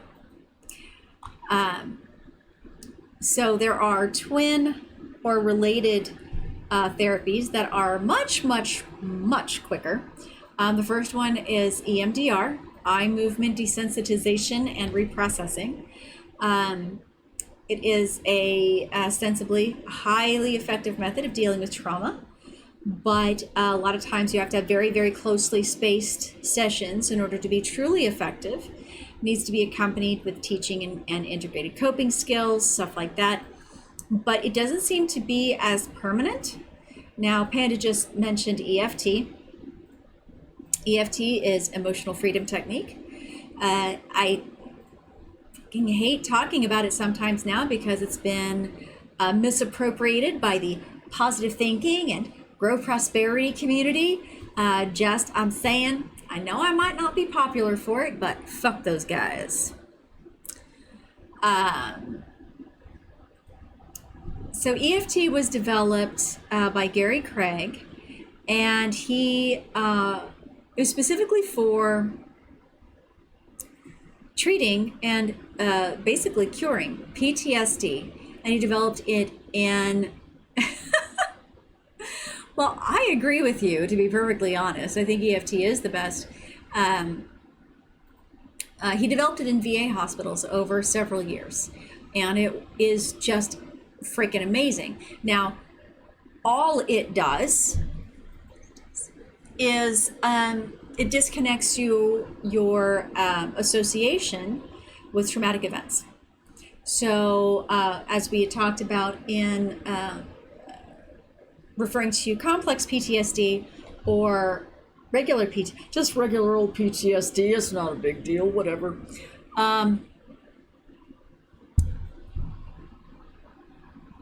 You go back to your issues, you go back to your moments, you go back to your trauma, or generalized, this is my moment, this is where I am right now, and you just break the connection.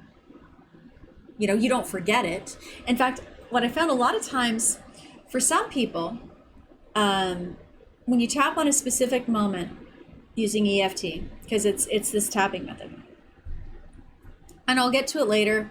I want to actually set up a proper class with people who are invited on purpose to really address this. We'll probably do it over on the Discord server in a specific class. But there are a lot of people who focus on like this one traumatic memory, and then we tap on it and how they felt in that, and then as that emotion is released, they actually remember more about what was going on in and around that memory. Because again, talking about PTSD, post-traumatic stress disorder, it's a trauma that happens, that this thing causes stress. There were other times, this happens a lot with veterans and people who develop their PTSD specifically in wartime, where they remember, especially during flashbacks, they remember the moment so vividly. Like this one guy told me what color the awnings were, how many people were standing over here, how many people were standing over there, how many people were standing there, who was up there, who was up there, who was in the loo, who was up here, everything. Could probably, if I gave him a moment, he could probably tell me how many freaking hairs were in that guy's mustache. And again, this was specifically a wartime event. And we tapped on it. We tapped on the moment. We tapped on the feelings that are associated with it, on feelings of guilt, feelings of shame, feelings of loss, feelings of all of these things. And by the end of it, he's like, man, what color was that awning? Okay, I remember these guys were there, and I remember that happened, but it's just not that important anymore. And then he could move forward. Now, that doesn't mean that everything was fine and hunky-dory and he was a great human being after that, because in any therapy session, any therapy style, you still have to learn positive coping mechanisms, honey. You still have to put the human back together, especially if you've had it for a really, really long time. And a big part of your personality has been developed to accommodate specifically for that. So weird. But what you won't have are fucking nightmares. Or dropping and hitting the deck whenever a car backfires. Or feeling murderous around fireworks. Or not being able to leave the house during certain times of the year, or whatever. An EFT is good for phobias. It's good for fears. It's good for even CPTSD, when you don't even necessarily know if there ever was an event, if it was a generalized feeling.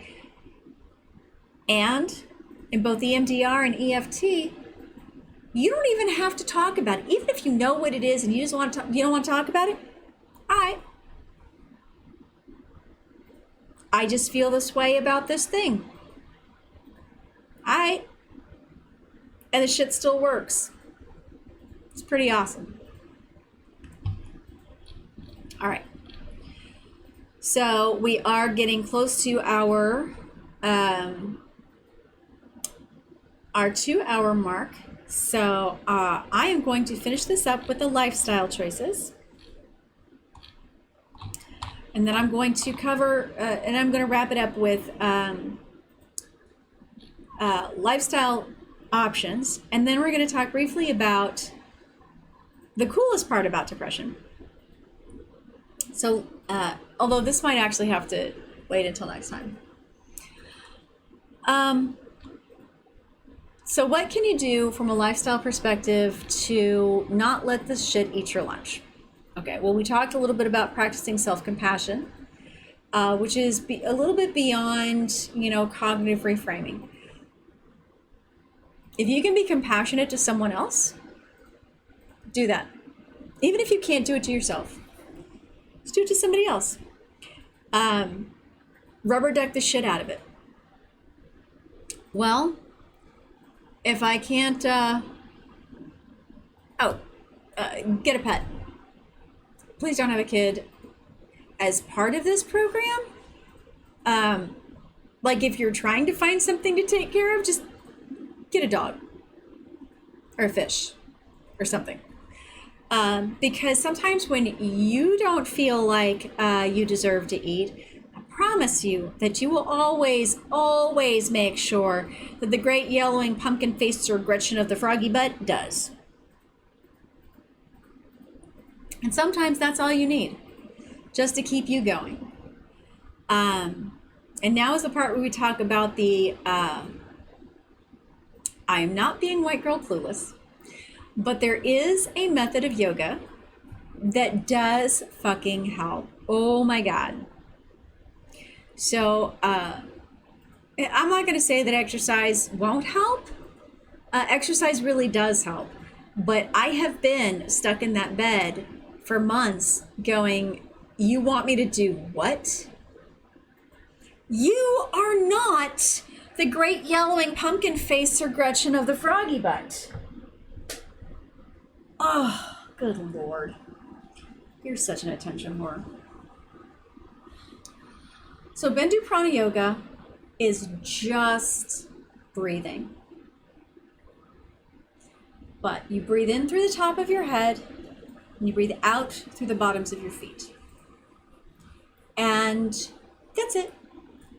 And as you do that, you just become more and more conscious and be aware of every part of you. And it's slow, it takes time.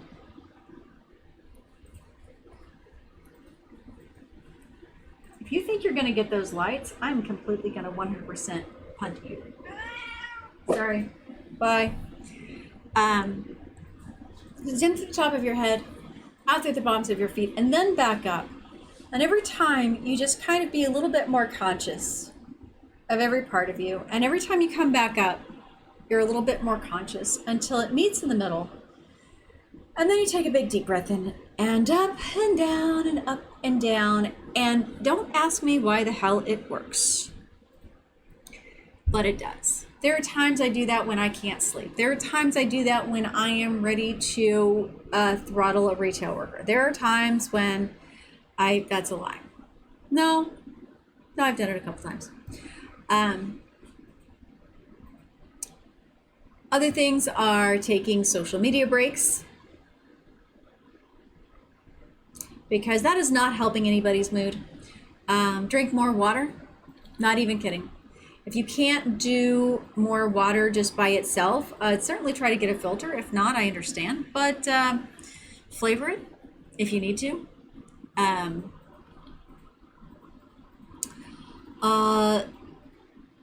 Diets. What's it called again? Low impact yoga, Bindu Prana, and yeah, Panda, you can contact me a little bit later, and I can walk you through it. It's like I said, it's not complex, not at all. I don't even know if I practice it the way it was originally intended, because I learned it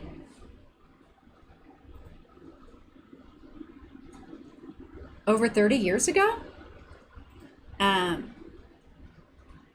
My art teacher taught it to me as a means of coping with my pain, because I had a very, very, very bad injury, chronic nerve pain. Sucks horrifically. And nothing worked, you know, to deal with, like, it was really bad. And this was part of my mom trying to help me with that, was, you know, hooking me up with this lady, and it definitely helped, like, a lot. Not so much to make the pain go away, but it taught me how to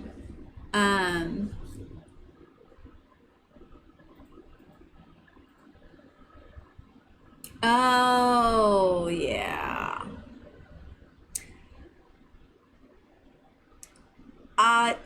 I might be pissing a lot of people off by this, but after 6 children, yes, I had the sciatica. And there are 4, I think, yoga poses that suck to do, but will actually help correct it. I am not kidding. I'll have to look it up and share it with you later. Anyway, the point is that then stop. And if you're getting like cortisone injections and they're not doing the job, cortisone or steroid, cortisone, you know what I mean, then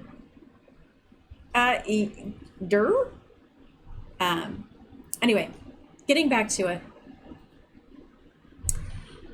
Specific foods can definitely make depression suck. And you don't even realize it, you know? So like, and everybody in our family and everybody who comes over knows, we can't eat wheat because, well, it makes me have crippling social anxiety. It makes Doll look a little fighty-bitey butthead. And if you have any idea how much I love bagels,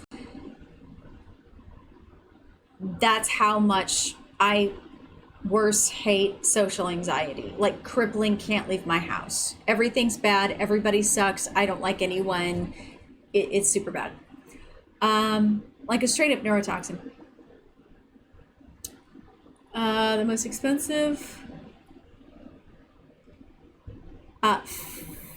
Fuck a bunch of that noise. Holy shit, that's more expensive than Short Stack's Epidiolex. But for other people, and this is really important, you know, your mileage may vary.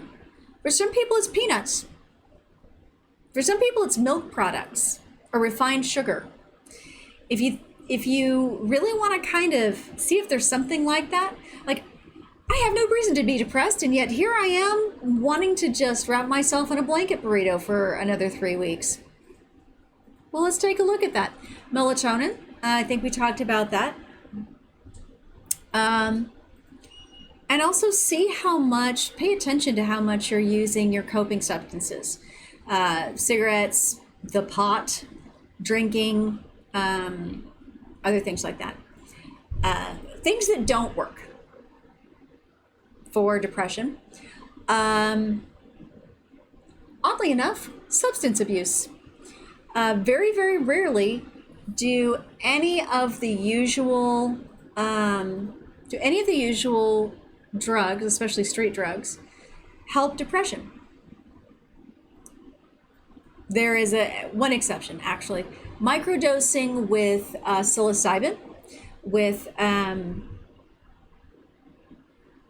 magic mushrooms, has actually strongly been indicated to help with PTSD and chemical depression. So there's one thing. Meth, not so much. Another thing that does not work is positive thinking. If you see yourself in a positive light, then there's no way you could be depressed. Just stop being sad. Have you tried that? Does not work. But here is the super awesomest, amazing part of depression. I mentioned when I was talking about the black dog part of it that you're never going to get rid of it. It's part of your life. It will always be part of your life. It's all you can really do is learn how to manage it, learn how to mitigate it as much as possible, learn to keep it under control. That means giving it its space to be heard sometimes, but when your depression gets bad, it is not a moral failing on your part. Having depression doesn't make you a bad person. It doesn't mean that you were born with bad karma. It just means you have depression. It means that your brain meat for whatever reason. Either it was born that way, or trauma happened, or you lost a bunch of people all at once, or who the shit knows. Your brain meat just goes, well, fuck.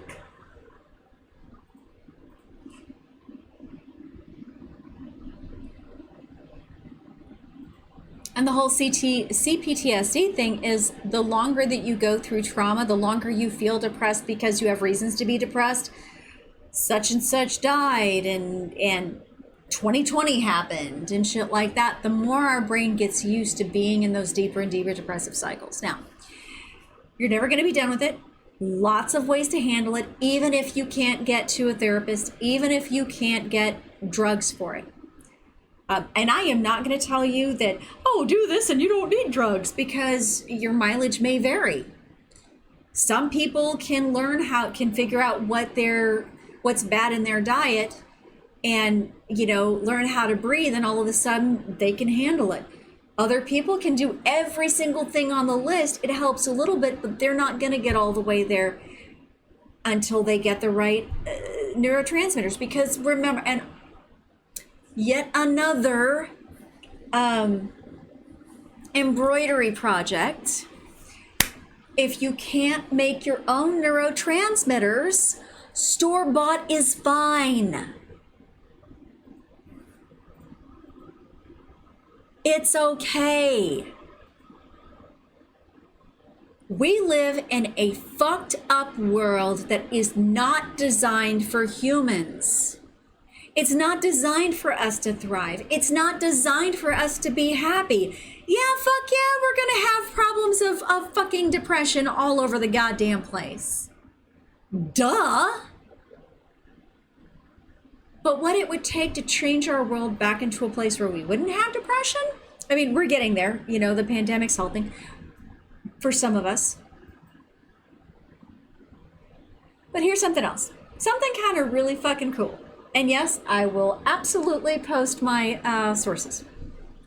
Depression is actually not, in and of itself, a bad thing. As it turns out, let me read my notes here. As it turns out, depression is often associated, even though we sometimes think of it as being associated with reduced cognitive function, it's not. It turns out that people with depression, and this is known clinical depression, are consistently better at sequential decision tasks. Okay, we need to do this first, then this, and then some of this, and yeah, and then everything's going to work out right. Logic machines. But also determining optimal strategies. Again, because do I need to do this? All right, let's do this in this order. When they are looking at any sort of materials for decision making. I want to buy a house. I want to build a computer. I want to install subfloor heating. What kind of car do I want? They are almost always far more thorough, far more considerate. All of the aspects of the decisions, not just what looks good, what feels good, and also not what do the reviews say. They consider all of the aspects of decision making, and very, very frequently always come out with a better payoff in the end than their non-depressed peers making the same types of decisions. Just like people who experience anxiety, especially generalized anxiety and ADHD, are much more likely to notice if something is wrong or out of whack. But just like just ADHD and anxiety and depression, the trick is to recognize that these can be phenomenal genius tools and talents. It means they have to be used, they have to be honed, they have to be taken care of. Because if not, they're kind of going to eat your lunch. Just saying. You have to moderate it enough so that not everything is seen as a threat, not everything is seen as a downer, And not everything is seeing as a squirrel little shiny that you got to go play with. Okay? So it's why I really want to train myself and everybody else out of saying suffering from depression, because you don't have to. You're never going to not have it, but you don't have to suffer. So I actually did get through my entire list. I think that maybe at some point, we're going to go back over this and kind of, oh, goodness gracious.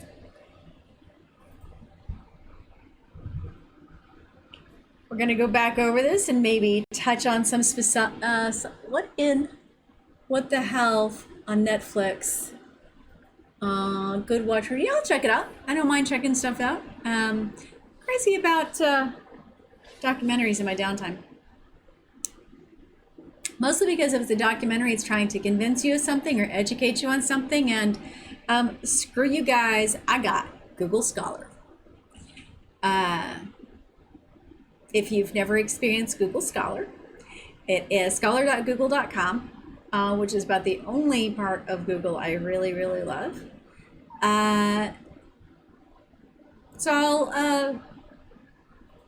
professional journals, science papers, medical journals, all 9 yards. Law, lots of law on there.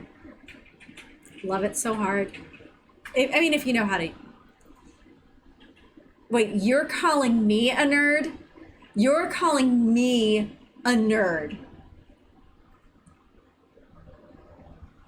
Yeah. I mean, guilty. Anyway. That's pretty much it. That was the top of my. That's the top of my thing. Okay, so pot and kettle. So one last call out before I go. Beginning of the chat, I mentioned The Long Dark Tea Time of the Soul. Do you know who wrote it? Gryphon, you can't answer. Do you know who wrote it and who the main character or who the main character was?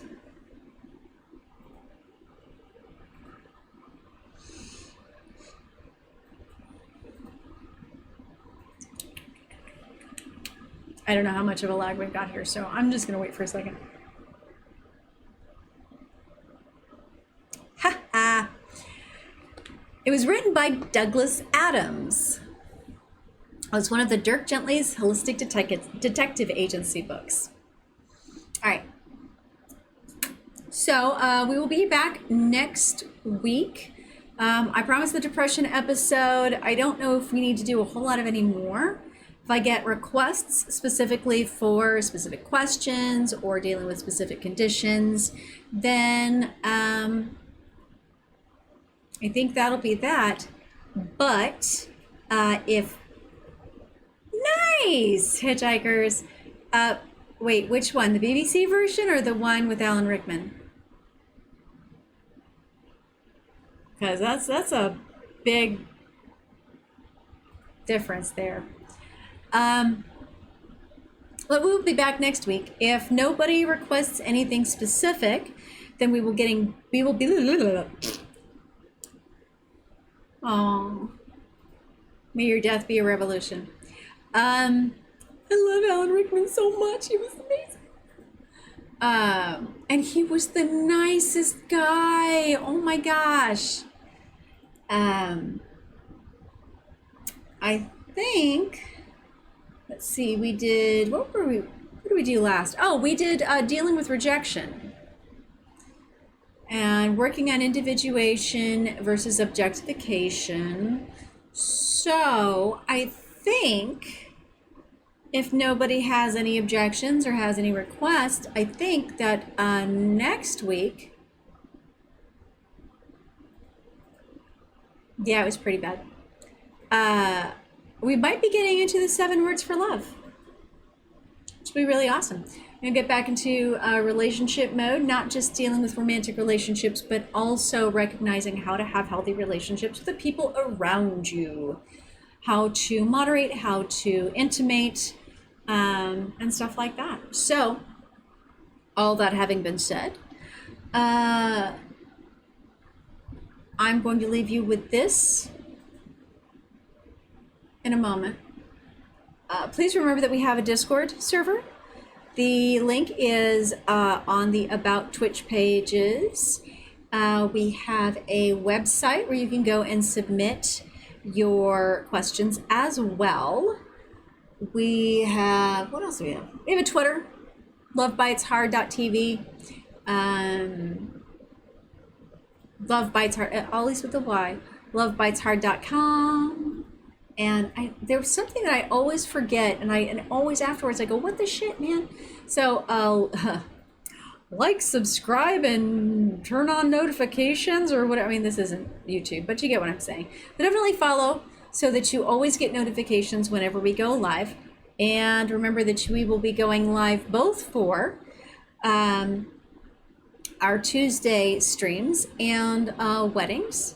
And if folks are looking to get them married, I also teach a premarital education class. Now that we've got that whole thing sorted out, it's we actually do that over on the Discord. Just pop over to the website, lovebiteshard.com, and send me a message, and we will get you all set up. In the meantime, I am going to leave you with this fun little piece of wisdom, because I love you all so much, and literal brain is literal.